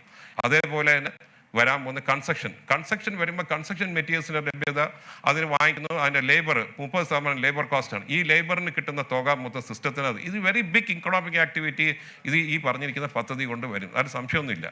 പിന്നെ ഇതിനകത്ത് പലർക്കുള്ള പേടിയെന്ന് സർവേ നടത്തുന്നു. നമ്മൾ TV കണ്ടു. സർവേ നടത്തിയപ്പോൾ കാണാൻ ഒരു വീട്ടിൻ്റെ അകത്ത് കൊണ്ടുപോയി കല്ലിട്ട്. അപ്പം നമ്മൾ കേരളയിൽ ചോദിച്ചപ്പോൾ അങ്ങനെ സംഭവം ഇല്ല. കാരണം ഐ ഡോണ്ട് നോ വൈ, എനിക്ക് പോലും ആലോചിക്കാൻ പറ്റുന്നത് ഒരാളുടെ വീട്ടിൻ്റെ അകത്ത് കയറി അടുക്കളയ്ക്കകത്ത് കല്ലിടേണ്ട കാര്യമുണ്ടോ? അപ്പോൾ അങ്ങനെയല്ല ഇത് I think when I check with them it is purely not correct എന്നാണ് അവർ പറഞ്ഞത്. പക്ഷെ ഞാൻ TV കണ്ട ഒരു കാര്യമാണ്. അപ്പോൾ ഈ സർവേ നടത്തുമ്പോൾ ആൾക്കാരെ വിശ്വാസത്തിലെടുത്തിട്ട് അവരെ കംപ്ലീറ്റ് കൺവിൻസ് ചെയ്യിപ്പിക്കുന്നതായിരിക്കും ഒരു സർവേ നടക്കുന്ന ഒരു ഏറ്റവും നല്ലൊരു കാര്യം. കാര്യം ഇവർക്കുള്ള ഒരു സംശയങ്ങൾ ഇതാണ്. പിന്നെയുള്ള ചിലവർ പറയുന്നത് എനിക്ക് 2 പ്ലോട്ടുണ്ട്, ട്രെയിൻ കയറി പോകുമ്പോൾ അപ്പുറ സൈഡ് ഒരു പ്ലോട്ട് ഇപ്പുറത്തായി എന്ത് ചെയ്യും? അപ്പം ഞാൻ കേരളയിലായിട്ട് സംസാരിക്കുമ്പം ഞാൻ മനസ്സിലാക്കിയ കേരളയിൽ ആ 2 പ്ലോട്ട് അപ്പുറത്ത് ആ ആളെ സന്നദ്ധ കാണിക്കുകയാണ്, കൊടുക്കാൻ തയ്യാറാണെങ്കിൽ ആ 2 പ്ലോട്ടും കേരളയിൽ ഏറ്റെടുക്കാൻ തയ്യാറാണ്. പിന്നെ നിങ്ങൾ മനസ്സിലാക്കണം, റെയിൽവേ പ്രോജക്ട്സിൻ്റെ ബഫർ സോൺ എന്ന് പറഞ്ഞാൽ 30 മീറ്ററാണ്. 30 മീറ്ററാണ് റെയിൽവേ പ്രോജക്റ്റ്, ഇന്ത്യൻ റെയിൽവേ പ്രോജക്റ്റിൻ്റെ ബഫർ സോൺ. പക്ഷേ ഈ കേരളയിലെ ബഫർ സോൺ 10 മീറ്ററേ ഉള്ളൂ. അപ്പോൾ ആൾക്കാരുടെ ഇടയ്ക്ക് ഒരു തോന്നലുണ്ട് ഈ പറഞ്ഞിരിക്കുന്ന ബഫർ സോണിൽ പ്ലോട്ട് കയറി വന്നാൽ നമുക്ക് നാളെ ഇതിനകത്ത് വീട് വെക്കാൻ പറ്റുമോ, നമുക്ക് ഇതിൻ്റെ അകത്ത്. അപ്പം ഇതിൻ്റെ അകത്ത് നമ്മൾ ക്ലാരിറ്റി വരുത്തുന്നത് ഇപ്പോഴും റെയിൽവേ പ്രോജക്റ്റിൽ ബഫർ സോണിലുള്ള ആൾക്കാർക്ക് ലോൺ കിട്ടുന്നുണ്ട്, വീട് വിൽക്കാൻ പറ്റുന്നുണ്ട്, പ്ലോട്ട് വിൽക്കാൻ. പക്ഷേ ഒറ്റ കാര്യമേ ഉള്ളൂ, NOC വാങ്ങിക്കണം. റെയിൽവേന് NOC വാങ്ങി. ഈ പറഞ്ഞിരിക്കുന്ന ബഫർ പ്രോജക്റ്റിൽ കേരളയുടെ you have to get an NOC. ഇപ്പോൾ നമ്മൾ എയർപോർട്ടിൻ്റെ അടുത്ത് ഒരു പ്ലോട്ട് ഉണ്ടെങ്കിൽ നമുക്ക് അവിടെ കെട്ടണമെങ്കിൽ എയർപോർട്ടിൻ്റെ NOC എടുത്തേ പറ്റുള്ളൂ. പാങ്ങോട് മിലിറ്ററി ക്യാമ്പിൻ്റെ അടുത്ത് നമ്മളൊരു വീട് വെച്ചിട്ട് അവിടെ മുകളിൽ കെട്ടണമെങ്കിൽ you have to get NOC from the military camp. ഇത് ഈസ് സിമ്പിൾ. ബഫർ എന്ന് പറഞ്ഞു കഴിഞ്ഞാൽ പേടിക്കേണ്ട ഒരു കാര്യമല്ല. പക്ഷേ ആൾക്കാരുടെ ഇടയ്ക്ക് ഒരു ഭയങ്കര പേടി സ്വപ്നമായിട്ട് മാറ്റിയിട്ടുണ്ട്. കാരണം ബഫർ വന്നു കഴിഞ്ഞാൽ നിങ്ങളുടെ പ്രോപ്പർട്ടി അവർ പൈസയും തരുന്നില്ല, നമുക്ക് ഇതിനെ കൊണ്ട് ഒന്നും ചെയ്യാൻ പറ്റില്ല. കാര്യം ഇത് ബാങ്കിൽ പോയാൽ പണയം വെച്ച പൈസ കിട്ടുമോ, അല്ലെങ്കിൽ ഇത് വിറ്റ് ആരെങ്കിലും വാങ്ങിക്കാൻ വരുമോ, അങ്ങനെ ഒരു തോന്നൽ ഇവിടെ ഉണ്ട്. So this is the main concern. പിന്നെ വേറൊരു കൺസേൺ എന്തുവാണ്, നമ്മൾ എപ്പോഴും കാണുന്നത് ഇതിനുള്ള കൺസ്ട്രക്ഷൻ്റെ മെറ്റീരിയൽസ് എവിടെ നിന്ന് വരും? കേരളത്തിൽ ഇതിന് പണിയാനായിട്ടുള്ള കൺസ്ട്രക്ഷൻ മെറ്റീരിയൽസ് എവിടെ നിന്ന് വരും? നമ്മൾ മനസ്സിലാക്കുന്ന കേരളത്തിൽ ഇത്രയും കൺസ്ട്രക്ഷൻ മെറ്റീരിയൽസ് ഒന്നും എടുക്കാനുള്ള ക്വാറിയും ഇല്ല, മണലും എടുക്കാനും. May be A little bit of soil you may get from the place. ബാക്കി മെറ്റീരിയൽ 100% വിഴിഞ്ഞം ഹാർബറിൽ ലക്ഷക്കണക്കിന് ടണ്ണാണ്. ഞാൻ വിഴിഞ്ഞം ഹാർബറായിട്ട് ഫോളോ ചെയ്ത് നോക്കുമ്പം ലക്ഷക്കണക്കിന് ടണ്ണാണ് വിഴിഞ്ഞം ഹാർബറിലേക്ക് റബ്ബിൾ വരുന്നത്, ബോൾഡേഴ്സ്. ഇത് മൊത്തം വന്നത് കേരളത്തിനൊന്നുമല്ല, തൊട്ടടുത്ത തമിഴ്നാട്ടിൽ ബോട്ടിലും ലോറിയിലും ഒക്കെയാണ് ഇവിടെ വന്നത്. തീർച്ചയായിട്ടും ഈ പറഞ്ഞ പദ്ധതിക്ക് ഈ വരുന്ന കൺസ്ട്രക്ഷൻ മെറ്റീരിയൽസ് അന്യ സംസ്ഥാനത്തിന് കർണാടകയിനോ തമിഴ്നാടിനോ ഒക്കെ കൊണ്ടുവരേണ്ടി വരും. അപ്പോൾ പിന്നെ വേറൊരു എല്ലാവരും പറയുന്ന ഒരു പേടി എന്താണ്, ഇത് 2 സൈഡിൽ ഭയങ്കര മതിൽ കെട്ടുന്നു. ഭയങ്കര like great wall of China പോലെ മതിൽ കെട്ടി അങ്ങനെ മൊത്തത്തിൽ അടക്കിയാണ്. അപ്പം ഞാൻ ഈ പോയി ഇതിന് മുമ്പ് ഈ പദ്ധതി കാണാനായിട്ട് അവിടെ പോയപ്പം ഇത് വാളിൽ കെട്ടുന്നില്ല, ഇവർ ആ പാടെ വെയിലി കെട്ടുന്നു. കാര്യം റെയിൽവേയുടെ സ്പെസിഫിക്കേഷൻ അനുസരിച്ച് anything which is more than 140 kilometre കൂടുതൽ ഓടുന്ന ഏത് ട്രെയിൻ ആയാലും 2 സൈഡിലും ഫെൻസിങ് ഉണ്ടായിരിക്കണമെന്നുള്ള ഒരു കണ്ടീഷനാണ്. അത് 100% ഉണ്ടായേ പറ്റൂ. പിന്നെ ക്രോസിങ്, ചിലർ പറയും ആൾക്കാർ എവറി 500 മീറ്ററും ക്രോസിംഗ് ഉണ്ട്, ആൾക്കാർക്ക് ക്രോസ് ചെയ്യാം. പിന്നെ മഴ വെള്ളം പോകാനുള്ള സൗകര്യങ്ങളുണ്ട്. ആ പോയിന്റൊക്കെ അദ്ദേഹം സംസാരിക്കട്ടെ, അദ്ദേഹത്തിൻ്റെ ഫീൽഡാണ്. എൻ്റെ ഒരു പോയിന്റ് എന്ന് പറഞ്ഞാൽ ഇവിടെ ഇരിക്കുന്ന എല്ലാവരും, ഇത് കണ്ടുകൊണ്ടിരിക്കുന്ന എല്ലാവരും മനസ്സിലാക്കേണ്ടത്, നമ്മൾ കേരളത്തിലൊരു പദ്ധതി വരുമ്പം അത് ഇല്ലാതാക്കാതെ നോക്കുക. നമുക്ക് ഇതിനകത്തുള്ള പ്രശ്നങ്ങളുണ്ടെങ്കിൽ സംസാരിച്ച് തീർക്കാം. തീർച്ചയായിട്ടും കേരളയിൽ പോലെ ഒരു ഓർഗനൈസേഷൻ ഗവൺമെൻറ് ഒന്നും കടുംപിടുത്തത്തിൽ നിൽക്കുന്നില്ല. കാര്യം നിങ്ങളുടെ പറയുന്ന സജഷൻസ് നല്ല രീതിയിലുള്ള സജഷൻസ് ഉണ്ടെങ്കിൽ let us take it up. I am not saying that that KRL is a full 100% perfect project. ഞാൻ പറയുന്നില്ല. പക്ഷേ 100% perfect അല്ലെങ്കിൽ at least it's a good beginning and it's going to change the Kerala dynamics. The total dynamics will change and I am quite sure that this is going to be a good project for the Kerala. Thank you. നന്ദി ശ്രീ രഘുചന്ദ്രൻ നായർ. വളരെ പ്രസക്തമായ കാര്യങ്ങളാണ് ഇവിടെ പറഞ്ഞിട്ടുള്ളത്. Diamond quadrilateral കൊണ്ട് ഉദ്ദേശിച്ചത് ഇത് മാത്രമേ ഉള്ളൂ. കേരളത്തിൽ മാത്രമല്ല, ഇന്ത്യയുടെ മൊത്തം high speed or semi high speed scenario എടുത്ത് നോക്കിക്കഴിഞ്ഞാൽ 24-25ഓളം പ്രോജക്റ്റ് ഇപ്പോൾ നിലവിലുണ്ട്. പല സ്റ്റേജസിലായിട്ട് പ്രീ ഫീസിബിലിറ്റി ഇങ്ങനെയുള്ള ഇതിൽ അതുമായിട്ട് സംയോജിപ്പിക്കാവുന്ന രീതിയിലുള്ള ഒരു അലൈൻമെൻറ്റോ അല്ലെങ്കിൽ ഏതെങ്കിലും രീതിയിൽ ഒരു കണക്ഷൻ കൊടുക്കാമെങ്കിൽ we are thinking of a bigger picture. വളരെ പ്രസക്തമായിട്ടുള്ളൊരു വിഷയം. രണ്ടാമത് താങ്കൾ ഈ പറഞ്ഞ പോലെ റോഡ് ആക്സിഡൻറ്റ്സ്, ഇതുപോലുള്ള ട്രേഡ് ആൻഡ് കോമേഴ്സ്, ഡ്രൈവേഴ്സ്, ഇതിനെക്കുറിച്ചൊക്കെ വളരെ വ്യക്തമായ രീതിയിൽ താങ്കൾ പ്രതികരിച്ചു. നന്ദി. അടുത്തതായി സർ ശ്രീ RVG മേനോൻ, അദ്ദേഹം ഈ വിഷയത്തെക്കുറിച്ച് അദ്ദേഹത്തിൻ്റെ കാഴ്ചപ്പാടുകൾ നമ്മോടൊപ്പം. സുഹൃത്തുക്കളെ, ഞാൻ ഡോക്ടർ കുഞ്ചറിയ ഐസക് പറഞ്ഞതിനോട് യോജിക്കുകയാണ്. വാസ്തവത്തിൽ അങ്ങ് മോഷൻ എന്ന് പറഞ്ഞെങ്കിലും ഇത് സിൽവർ ലൈൻ അല്ല ഇഷ്യൂ കേരളത്തിലെ ട്രാൻസ്പോർട്ടേഷൻ ഡെവലപ്മെൻറ്റാണ്. അതിൽ തീർച്ചയായിട്ടും റെയിൽ ട്രാവലിന് വലിയൊരു പങ്ക് ഉണ്ട്. കുഞ്ചറിയ USA ഉദാഹരണം പറഞ്ഞു. ഹൈ സ്പീഡ് റെയിൽ ഇല്ലാത്ത രാജ്യമാണ് USA. പക്ഷേ അവിടുത്തെ റെയിൽവേ ഡെവലപ്മെൻറ്റിനെ അട്ടിമറിച്ചത് അവിടുത്തെ ഓട്ടോമൊബൈൽ ലോബിയാണ്. ഈ ഡെവലപ്മെൻറ്റ് വിപണിക്ക് വിടുകയാണെങ്കിൽ അങ്ങനെയൊക്കെ സംഭവിക്കും. ഓട്ടോമൊബൈൽ ലോബിയുടെ ശക്തി കൊണ്ട് ഒരു കാലത്ത് അവിടെ നല്ല റെയിൽവേ സിസ്റ്റം ഉണ്ടായിരുന്നു. തുടങ്ങിയ കാലത്ത് അതിനെ നശിപ്പിച്ചത് ഓട്ടോമൊബൈൽ ലോബിയാണ്. അതുകൊണ്ട് ഇത് വിപണിക്ക് വിടുകയാണെങ്കിൽ അവർക്ക് ഹ്രസ്വകാല ലാഭം ഉണ്ടാക്കാവുന്ന തരത്തിൽ അവർ വികസനത്തെ തിരിച്ചുവിടും. അതിനനുകൂലമായിട്ട് നമ്മുടെയൊക്കെ ചിന്താഗതിയും അവർ തിരിച്ചുവിടും. ഇതില്ലാതെ എന്ത് വികസനമാണ് എന്ന് ചോദിക്കും. അപ്പോൾ കേരളത്തിലെ ഗതാഗത വികസനത്തിൽ തീർച്ചയായിട്ടും റെയിൽവേക്ക് ഒരു വലിയ പങ്കുണ്ട്. അല്ലെങ്കിൽ ഇപ്പോൾ 4 വരി പാത ഇട്ടിരിക്കുന്നത് കുറച്ച് കഴിയുമ്പോൾ തന്നെ 4 വരി പോയ 6 വരി വേണമെന്ന് പറയും, 8 വരി വേണമെന്ന് പറയും. 12 വരിയും 20 വരിയും ഉള്ള പാതയിലൂടെ യാത്ര ചെയ്തിട്ടുണ്ട്. അവിടെയും ക്രൗഡിംഗ് ആണ്. നമ്മുടെ ഗതാഗത ആവശ്യങ്ങൾ കാറുകളിലൂടെ, വ്യക്തിഗത ട്രാൻസ്പോർട്ടേഷനിലൂടെ പരിഹരിക്കാൻ സാധിക്കില്ല. അപ്പോൾ പൊതുഗതാഗതം വളരെ പ്രധാനമാണ്. റോഡാണെങ്കിൽ തന്നെയും പൊതുഗതാഗതം വളരെ പ്രധാനമാണ്. റെയിൽവേ ഗതാഗതം വളരെ പ്രധാനമാണ്. പിന്നെ റെയിൽവേ വികസനം വരാത്തത് നാട്ടുകാരെല്ലാം എതിർത്തിട്ടാണ് എന്നിങ്ങനെ പറയാൻ എളുപ്പമാണ്. റെയിൽവേ വികസനമല്ല, ഹൈവേ വികസനം തന്നെ. അരൂർ മുതൽ ചേർത്തല വരെ 4 വരി പാത വന്നിട്ട് ഇപ്പോൾ 20 വർഷമായി. അന്നേ തന്നെ ചേർത്തല മുതൽ തിരുവനന്തപുരം വരെ 4 വരി പാതയ്ക്കുള്ള സ്ഥലം എടുത്തിട്ടിരിക്കുകയായിരുന്നു. എന്തുകൊണ്ട് വന്നില്ല? ഒരു നാട്ടുകാരും എതിർത്തിട്ടൊന്നുമല്ല. ശുദ്ധമായി പറഞ്ഞാൽ കഴിവുകേടാണ്. കാര്യങ്ങൾ നേരാമണ്ണം സമയത്തിന് ചെയ്യാനുള്ള കഴിവുകേടാണ്. അതിന് ഓരോരോ ഒഴിവൊഴികൾ കണ്ടെത്തും. അതിന് ഏറ്റവും എളുപ്പം നാട്ടുകാരെ കുറ്റം പറയുകയാണ്, എതിർപ്പിനെ കുറ്റം പറയുകയാണ്, അതൊക്കെ പറയാം. ഇനി റെയിൽവേ ആണെങ്കിൽ കേരളത്തിലെ റെയിൽവേ വികസനം ഏറ്റവും അത്യാവശ്യം എന്താണെന്ന് ട്രെയിനിൽ കാശ് കൊടുത്ത് യാത്ര ചെയ്യുന്നവരോട് ചോദിച്ചാൽ അറിയാം. നമ്മുടെ പാത ഇരട്ടിപ്പിക്കൽ ഇഴഞ്ഞു നീങ്ങുന്നതാണ്. അത് തന്നെ ചിങ്ങവനം മുതൽ ഏറ്റുമാനൂർ വരെയുള്ള പാത മുടങ്ങിക്കടന്നിട്ട് ഇപ്പോൾ 30 വർഷമായി. എന്തുകൊണ്ടാണ് താമസിച്ചത്? ആരും നാട്ടുകാരെ എതിർത്തിട്ടൊന്നുമല്ല. അതിന് വേണ്ട സ്ഥലം ഏറ്റെടുക്കാനും അല്ലെങ്കിൽ ഇന്ന രീതിയിൽ പോകണമെന്നും പറയാനുള്ള ശേഷിയും ഇച്ഛാശക്തിയും രാഷ്ട്രീയ നേതൃത്വത്തിന് ഇല്ലാതെ പോയി. ഇപ്പോൾ അത് പരിഹരിച്ചു. അതിനി മാസങ്ങൾക്കകം കമ്മീഷൻ ചെയ്യും. ആലപ്പുഴ വഴിയുള്ളതാണെങ്കിൽ അമ്പലപ്പുഴയ്ക്ക് വടക്കോട്ട് അനക്കമില്ല. ആരെ എതിർത്തിട്ടാണ്? നാട്ടുകാരൊന്നും എതിർത്തിട്ടില്ല. പക്ഷെ അവിടെയും നാട്ടുകാരെ കുറ്റം പറയും. എതിർത്തിട്ടാണെന്ന് വരാത്തത്, എന്തുകൊണ്ട് വരുന്നില്ല? ഇനി ഇരട്ടിപ്പിക്കൽ ആയില്ലെങ്കിൽ പോലും കാലത്തെ ഇവിടുന്ന് 5:55 ജനശതാബ്ദിയിൽ കയറിയാൽ 9:12 എറണാകുളം സൗത്തിലെത്തും. 3 മണിക്കൂർ 17 മിനിറ്റ്. ഒട്ടും മോശമല്ല. നിങ്ങൾക്ക് ഹൈസ്പീഡിൽ അല്ലെങ്കിൽ ഷിങ്കാൻസനിൽ യാത്ര ചെയ്യുന്ന സുഖമൊന്നും ഉണ്ടാവില്ലായിരിക്കും. പക്ഷേ 3 മണിക്കൂറുണ്ട്. ഇരട്ടിപ്പിക്കൽ പൂർത്തിയാൽ 3 മണിക്കൂറിൽ അത് എളുപ്പത്തിലെത്തി, യാതൊരു സംശയവുമില്ല. അത് മാത്രമല്ല, ഇരട്ടിപ്പിക്കൽ പൂർത്തിയാകണം. ഇപ്പോഴും റെയിൽവേയുടെ വടക്ക് ഭാഗത്ത് വേണമെങ്കിൽ ഷൊർണൂർ പാലത്തിന് അപ്പുറം ഇപ്പുറം ഇപ്പോഴും ഇരട്ടിപ്പിക്കലായിട്ടില്ല. ആരെതിർത്തിട്ടാണ്? അവഗണനയാണ്. റെയിൽവേക്കാർക്ക് നമ്മളോട് അവഗണനയാണ്. ഇതിൽ മാത്രമല്ല, ഈ കഴിഞ്ഞ പാർലമെൻറ്റ് മീറ്റിങ്ങിൽ MP കനിമൊഴി പറഞ്ഞ ഒരുപാട് പേര് കോട്ട് ചെയ്ത് നിങ്ങൾ കേട്ടിട്ടുണ്ടാവും. എത്ര കോടി രൂപ സദേൺ റെയിൽവേക്ക് കൊടുത്തു, എത്ര കോടി രൂപ നോർത്തേൺ റെയിൽവേക്ക് കൊടുത്തു, എന്തുകൊണ്ട് കൊടുത്തു? അതിലേക്ക് പറഞ്ഞാൽ രാഷ്ട്രീയമായി പോകും. അപ്പോൾ രാഷ്ട്രീയം ഉണ്ട് വികസനത്തിൽ, പക്ഷെ അത്തരം രാഷ്ട്രീയമല്ല നമ്മൾ ആലോചിക്കുന്നത്. ജനങ്ങൾക്ക് പ്രയോജനപ്പെടുന്ന രീതിയിൽ, ജനസാമാന്യത്തിന് പ്രയോജനപ്പെടുന്ന വികസനമാണോ? അങ്ങനെ നോക്കുമ്പോൾ ഈ നിർദ്ദേശിച്ചിരിക്കുന്ന സിൽവർ ലൈനിന് പല പ്രശ്നങ്ങളുമുണ്ട്. ഒന്ന്, അത് സ്റ്റാൻഡേർഡ് ഗേജിലാണെന്നുള്ളത് തന്നെയാണ്. ഇപ്പോൾ ഇന്ത്യ ഗവൺമെൻറ് ഗോൾഡൻ ക്വാഡ്രിലാറ്ററലും എല്ലാം കൊണ്ട് അതൊക്കെ കേൾക്കാൻ സുഖമുണ്ട്. പക്ഷേ റെയിൽവേയിൽ തന്നെ അഭിപ്രായ വ്യത്യാസമുണ്ട്. ഇന്ത്യൻ റെയിൽവേയിൽ തന്നെ ഇപ്പോൾ ബ്രോഡ് ഗേജിൽ സെമി ഹൈ സ്പീഡ് ട്രെയിനുകൾ ഓടിക്കുന്നുണ്ട്. വന്ദേ ഭാരത് എക്സ്പ്രസ്സും ഗതിമാൻ എക്സ്പ്രസ്സും ഒക്കെ നമ്മൾ പത്രത്തിൽ വായിച്ചറിയുന്നുണ്ട്.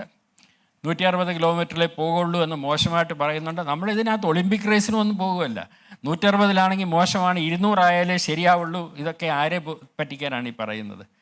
160 കിലോമീറ്ററിൽ ഓടിക്കുന്ന ട്രെയിൻ പെരാമ്പൂരിൽ ഇൻ്റഗ്രൽ കോച്ച് ഫാക്ടറിയിൽ ഉണ്ടാക്കുന്നുണ്ട്. ഇന്ത്യൻ എഞ്ചിനീയർമാർ വികസിപ്പിച്ചതാണ്, ഇന്ത്യയിലാണത് ഉണ്ടാക്കുന്നത്. അതേസമയം സ്റ്റാൻഡേർഡ് ഗേജിലാണെങ്കിൽ റോളിംഗ് സ്റ്റോക്ക് അല്ല, നിങ്ങൾക്ക് ജപ്പാനിൽ നിന്നോ അല്ലെങ്കിൽ മറ്റ് രാജ്യങ്ങളിൽ നിന്നോ വരുത്തേണ്ടി വരും. അതിലൊരു വ്യത്യാസമില്ലേ? ഈ ആത്മനിർഭർ ഭാരത് എന്നുള്ളത് വെറും പോളിറ്റിക്സ് അല്ലല്ലോ. അതിലൊരു ടെക്നോളജി ഉണ്ട്. നമുക്ക് ആവശ്യമുള്ള ടെക്നോളജി നമ്മൾ വികസിപ്പിക്കുന്നു, നമ്മൾ അവ ഉൽപ്പാദിപ്പിക്കുന്നു. അതിനുവേണ്ടിയുള്ള പണം മുടക്ക് ഇന്ത്യയിൽ നടക്കുന്നു. ഇന്ത്യയിലെ ചെറുപ്പക്കാർക്ക് ജോലി കിട്ടുന്നു. അതിലൂടെ സാമ്പത്തിക വികാസത്തിലേക്ക് നയിക്കുന്നു. അതൊക്കെ പ്രധാനമല്ലേ? അപ്പോൾ ഇന്ത്യയിലുണ്ടാക്കുന്ന ബ്രോഡ് ഗേജിലുള്ള വേഗത കൂടിയ ട്രെയിനുകൾ എന്തുകൊണ്ട് നമുക്ക് പരിശോധിച്ചുകൂടാ? എങ്ങനെയാണ് ഈ കേരളത്തിൽ വരുന്ന അർദ്ധ-അതിവേഗ പാത ബ്രോഡ് ഗേജ് പോരാ, സ്റ്റാൻഡേർഡ് ഗേജ് മതി എന്ന് തീരുമാനിച്ചു? എങ്ങനെ, ആര്, ഏത് പ്രക്രിയയിലൂടെ തീരുമാനിച്ചു? ഇതറിയാനുള്ള അവകാശം ജനങ്ങൾക്കില്ലേ? അത് ചോദിക്കുന്നതിൽ രാഷ്ട്രീയമുണ്ടോ? ഉണ്ടെങ്കിൽ ആ രാഷ്ട്രീയം നല്ല രാഷ്ട്രീയം തന്നെയാണ്. എങ്ങനെയാണ് തീരുമാനങ്ങൾ എടുക്കുന്നതെന്ന് ജനങ്ങൾ അറിയണം. അല്ലാതെ ഞങ്ങൾ തീരുമാനിച്ചു, ഇതാണ് വേണ്ടത്, ഇതാണ് വികസനം, ഇതിനെ എതിർക്കുന്നവരെല്ലാം പിന്തിരപ്പന്മാരാണ് എന്ന് പറയുന്നത് സമ്മതിച്ചു കൊടുക്കാൻ പറ്റില്ല. എങ്ങനെയാണ് ഈ തീരുമാനങ്ങൾ എത്തിയതെന്ന് അറിയണം. ഇത് സ്റ്റാൻഡേർഡ് ഗേജിലായതുകൊണ്ട് തന്നെ ഇൻ്റർ ഓപ്പറബിലിറ്റി ഇല്ല. ഇപ്പോൾ നമ്മുടെ ലൈനിലൂടെ ഓടുന്ന ഒരു ട്രെയിനിനും 10,000-കണക്കിന് ലക്ഷക്കണക്കിന് കേരളത്തിന് പുറത്തേക്ക് പോകുന്ന ദീർഘദൂര ട്രെയിനുകൾക്കൊന്നും ഈ ട്രെയിനിൽ കൂടെ കയറാൻ സാധിക്കില്ല. അതൊരു വലിയ പ്രശ്നമല്ലേ? ആണ്. അതുപോലെ പല സ്റ്റേഷനുകളും, ഇപ്പോൾ കൊല്ലം സ്റ്റേഷൻ എന്ന് പറഞ്ഞാൽ കൊല്ലം സ്റ്റേഷൻ എന്നൊക്കെ പേരിടാം, ബോർഡും വയ്ക്കാം, പക്ഷെ അത് വരുന്ന മുഖത്തലയിലാണ്. എറണാകുളം സ്റ്റേഷൻ എന്ന് പറഞ്ഞാൽ അത് വരുന്നത് കാക്കനാട്ടാണ്. അപ്പോൾ നിങ്ങളെ വീട്ടിൽ നിന്ന് സ്വന്തം വണ്ടിയിൽ കയറി മുഖത്തലയിൽ കയറിയിട്ട് അവിടുന്ന് സിൽവർ ലൈൻ കാക്കനാട്ട് പോയി ഇറങ്ങിയിട്ട് അവിടുന്ന് വേറെ വണ്ടി പിടിച്ച് വേണം നിങ്ങൾ പോകേണ്ട സ്ഥലത്തേക്ക് പോകാനായിട്ട്. അതുപോലെ മുഖത്തലയിലെ സ്റ്റേഷൻ വരുന്നത് വെള്ളക്കെട്ടുള്ള സ്ഥലത്താണ്. എൻ്റെ കയ്യിൽ അതിൻ്റെ സ്ലൈഡ് ഉണ്ടായിരുന്നു, ദൗർഭാഗ്യവശാൽ ഇപ്പോൾ കാണിക്കാൻ നിവർത്തിയില്ല. വെള്ളക്കെട്ടിന് നടുവിലാണ്. അതിലൂടെ ഇപ്പോൾ ഒരു തോട് ഒഴുകുന്നുണ്ട്. ഹ്രസ്വകാല പാരിസ്ഥിതിക ആഘാത പഠനത്തിൽ എഴുതിയിട്ടുണ്ട്, ഈ വെള്ളം ഒഴുകുന്ന തോട് മാറ്റി സ്ഥാപിക്കണം. കൊള്ളാം. അതിന് മാറ്റി ഇതിലൂടെ കൊണ്ടുപോകും. ഈ ഒബ്ജക്ഷൻ കൊച്ചി എയർപോർട്ട് വന്നപ്പോഴുണ്ടായിരുന്നു. അതിലൂടെ ഒരു തോടുണ്ടായിരുന്നു, ആ തോടിനെ അവഗണിച്ചു. അതിൻ്റെ പേരിലല്ല അവിടെ എതിർപ്പ് വന്നത്, മറ്റു കാരണങ്ങളുണ്ട്, അത് പോട്ടെ. പക്ഷേ ആ തോടിനെ അവഗണിച്ചതുകൊണ്ടാണ് കഴിഞ്ഞ വെള്ളപ്പൊക്കത്തിൽ കൊച്ചി എയർപോർട്ട് വെള്ളത്തിനടിയിലായത്. അതിനാരും കുറ്റം പറഞ്ഞിട്ട് കാര്യമില്ല. അപ്പോൾ ഇതൊക്കെ എഞ്ചിനീയർമാരും പരിസ്ഥിതി ശാസ്ത്രജ്ഞരും നോക്കേണ്ട കാര്യങ്ങളാണ്, അത് പരിശോധിക്കണം. അതുപോലെ ഈ നിലവിലുള്ള പാതകളിൽ കൂടി അർദ്ധ-അതിവേഗ ട്രെയിനുകൾ ഓടിക്കാൻ പറ്റില്ല എന്ന് പറയുന്നത് ശരിയാണ്. 626 വളവുകൾ, ഇപ്പം നമുക്ക് എല്ലാ മലയാളികൾക്കും അറിയാവുന്ന ഒരു കണക്കതാണ്. 626 വളവുകളുണ്ട്. അതിൽ കൊല്ലത്തെ വളവ് ഇങ്ങനെ ഹെയർ പിൻ ബെൻഡാണ്, ശരിയാണ്. അതിലൂടെ 200 കിലോമീറ്റർ ഒന്നും ഓടിക്കാൻ പറ്റില്ല. പക്ഷേ എന്തിനാ അതിലൂടെ 200 കിലോമീറ്റർ ഓടിക്കുന്നത്? അത് കൊല്ലം സ്റ്റേഷനോട് അടുക്കുകയില്ല. അപ്പോൾ ഏത് ട്രെയിനാണെങ്കിലും കൊല്ലത്ത് സ്റ്റോപ്പ് ഉണ്ടെങ്കിൽ സ്പീഡ് സ്വാഭാവികമായിട്ട് സ്പീഡ് കുറഞ്ഞു വരും. അതുപോലെ കോട്ടയത്താണെങ്കിലും തൃശ്ശൂരാണെങ്കിലും എല്ലാം വളവുകളുണ്ട്. പക്ഷേ വളവുകൾ നിവർത്തി ഉള്ള ലൈൻ ഉണ്ടെങ്കിലേ സ്പീഡ് കൂട്ടാൻ സാധിക്കുകയുള്ളൂ. അത് ശരിയാണ്. അങ്ങനെയുള്ള ലൈൻ ഇടാൻ സാധിക്കില്ലേ? ഇപ്പോൾ നാം വായിച്ചറിയുന്നത് എറണാകുളത്ത് നിന്ന് ഷൊർണൂരിലേക്ക് അങ്ങനെ 3ാമത്തെ പാത ഇടുമ്പോൾ വളവ് നിവർത്തിയുള്ള പാത ഇടാനുള്ള പഠനം നടത്തി. അപ്പോൾ അവർ കണ്ടത് അങ്ങനെ ഇടുകയാണെങ്കിൽ ചാലക്കുടിയിൽ മാത്രമേ സ്റ്റോപ്പ് കൊടുക്കാൻ പറ്റുള്ളൂ. എന്തുകൊണ്ടത് സ്വീകരിച്ചുകൂടാ? ഈ അതിവേഗ ട്രെയിനുകൾ പോകുന്ന എല്ലാ സ്റ്റേഷനിലും സ്റ്റോപ്പ് ഏതായാലും കൊടുക്കില്ല. അതുപോലെ ദീർഘദൂര വണ്ടികൾക്ക് എറണാകുളം വിട്ടാൽ ചാലക്കുടിയെ സ്റ്റോപ്പുള്ളൂ, പിന്നെ തൃശ്ശൂരാണ് സ്റ്റോപ്പ്. അതുകൊണ്ട് ഈ പറഞ്ഞതുപോലെ എറണാകുളം ഷൊർണൂർ 3ാമത്തെ പാത വളവുകൾ നിവർത്തി കൂടുതൽ സ്പീഡിൽ പോകാൻ സാധിക്കുന്ന ലൈൻ ഇടുകയാണെങ്കിൽ അതിൽ ചാലക്കുടി സ്റ്റോപ്പ് ഉണ്ടാവും, അല്ലെങ്കിൽ ചാലക്കുടി സ്റ്റോപ്പ് വേണ്ട, എറണാകുളം കഴിഞ്ഞാൽ തൃശ്ശൂരേ ഉള്ളൂ. അത്തരത്തിൽ 3ാമത്തെ പാത ഇടാൻ സാധിക്കും, തൃശ്ശൂരും ഷൊർണൂർ വരെ. അങ്ങനെ എറണാകുളം ഷൊർണൂർ മാത്രമല്ല, അവിടെ 3ാമത്തെ അല്ല 4ാമത്തെയും പാത വേണം. അവിടുന്ന് വടക്കോട്ടും എറണാകുളത്ത് നിന്ന് തെക്കോട്ടും വേണം. അത്തരത്തിൽ 3ഉം 4ഉം പാതകൾ കേരളത്തിൽ ഇടുന്നതിനെ പറ്റി വിശദമായി പഠിച്ച് അതിന് എന്ത് അധിക ചെലവ് വരും എന്ന് പരിശോധിക്കണം. അതുമായിട്ടാണ് സിൽവർ ലൈനിനെ താരതമ്യപ്പെടുത്തേണ്ടത്. കേരള കോർപ്പറേഷൻ എന്ന് പറഞ്ഞാൽ സിൽവർ ലൈൻ കോർപ്പറേഷൻ അല്ലല്ലോ, കേരള റെയിൽ ഡെവലപ്മെൻറ്റ് കോർപ്പറേഷനാണ്. അപ്പോൾ കേരളത്തിലെ റെയിൽ വികസനത്തിന് എന്താണ് വേണ്ടതെന്ന് ആലോചിക്കുമ്പോൾ ഇവിടെ ഒന്നും കാണാത്ത സ്റ്റാൻഡേർഡ് ഗേജ് കൊണ്ടുവന്നിട്ട് ഇതിൽ കയറി അതിവേഗം യാത്ര ചെയ്തോളൂ എന്ന് പറയുകയല്ല വേണ്ടത്. കേരളത്തിലെ റെയിൽവേ വികസിപ്പിക്കാൻ ആവശ്യം വേണ്ട 3ഉം 4ഉം ലൈനുകൾ ഇടുക, സിഗ്നലിംഗ് സിസ്റ്റം ആധുനികവത്കരിക്കുക. ഇപ്പോഴും പഴയ രീതിയിൽ ബ്ലോക്ക് സിസ്റ്റമാണ് ഇവിടെ നടക്കുന്നത്. അപ്പോൾ തിരുവനന്തപുരത്ത് നിന്ന് വണ്ടി വിട്ടാൽ അടുത്ത ബ്ലോക്കുള്ള കഴക്കൂട്ടം സ്റ്റേഷൻ കഴിഞ്ഞാലേ പിന്നത്തെ വണ്ടി പോകാൻ സാധിക്കുകയുള്ളൂ. അപ്പോൾ ഫ്രീക്വൻസി കൂടുതൽ ട്രെയിനുകൾ ഓടിക്കാൻ സാധിക്കും. മുംബൈയിലും മറ്റും കാണുന്നത് പോലെ മിനിറ്റുകൾ ഇടവിട്ട് വണ്ടികൾ ഓടിക്കാൻ സാധിക്കും. കൂടുതൽ സ്പീഡുകളുള്ള വണ്ടികൾക്ക് വേണ്ടിയിട്ട് 3ാമത്തെയും 4ാമത്തെയും ലൈൻ വരും. അതിന് അധിക ചെലവുണ്ടാകും തീർച്ചയായും. ആ അധിക ചെലവ് കേരള സർക്കാർ അതിൻ്റെ പങ്ക് വഹിക്കാം എന്ന് അങ്ങോട്ട് പറയും. അതിന് ജപ്പാൻകാർ കടം തരില്ല.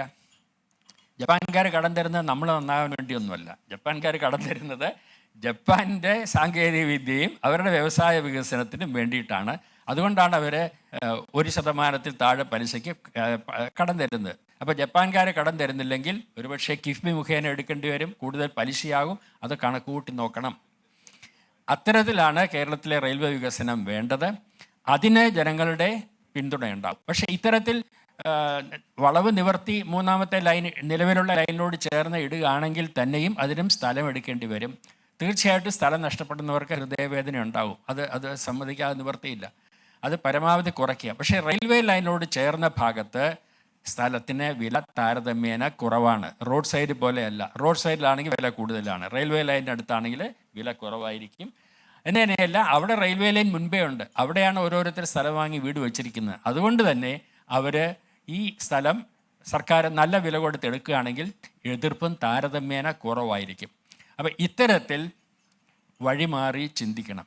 എനിക്ക് വലിയ പരാതിയുള്ളത് ഈ ചർച്ച 3-4 കൊല്ലം മുമ്പ് നടത്തേണ്ടതായിരുന്നു.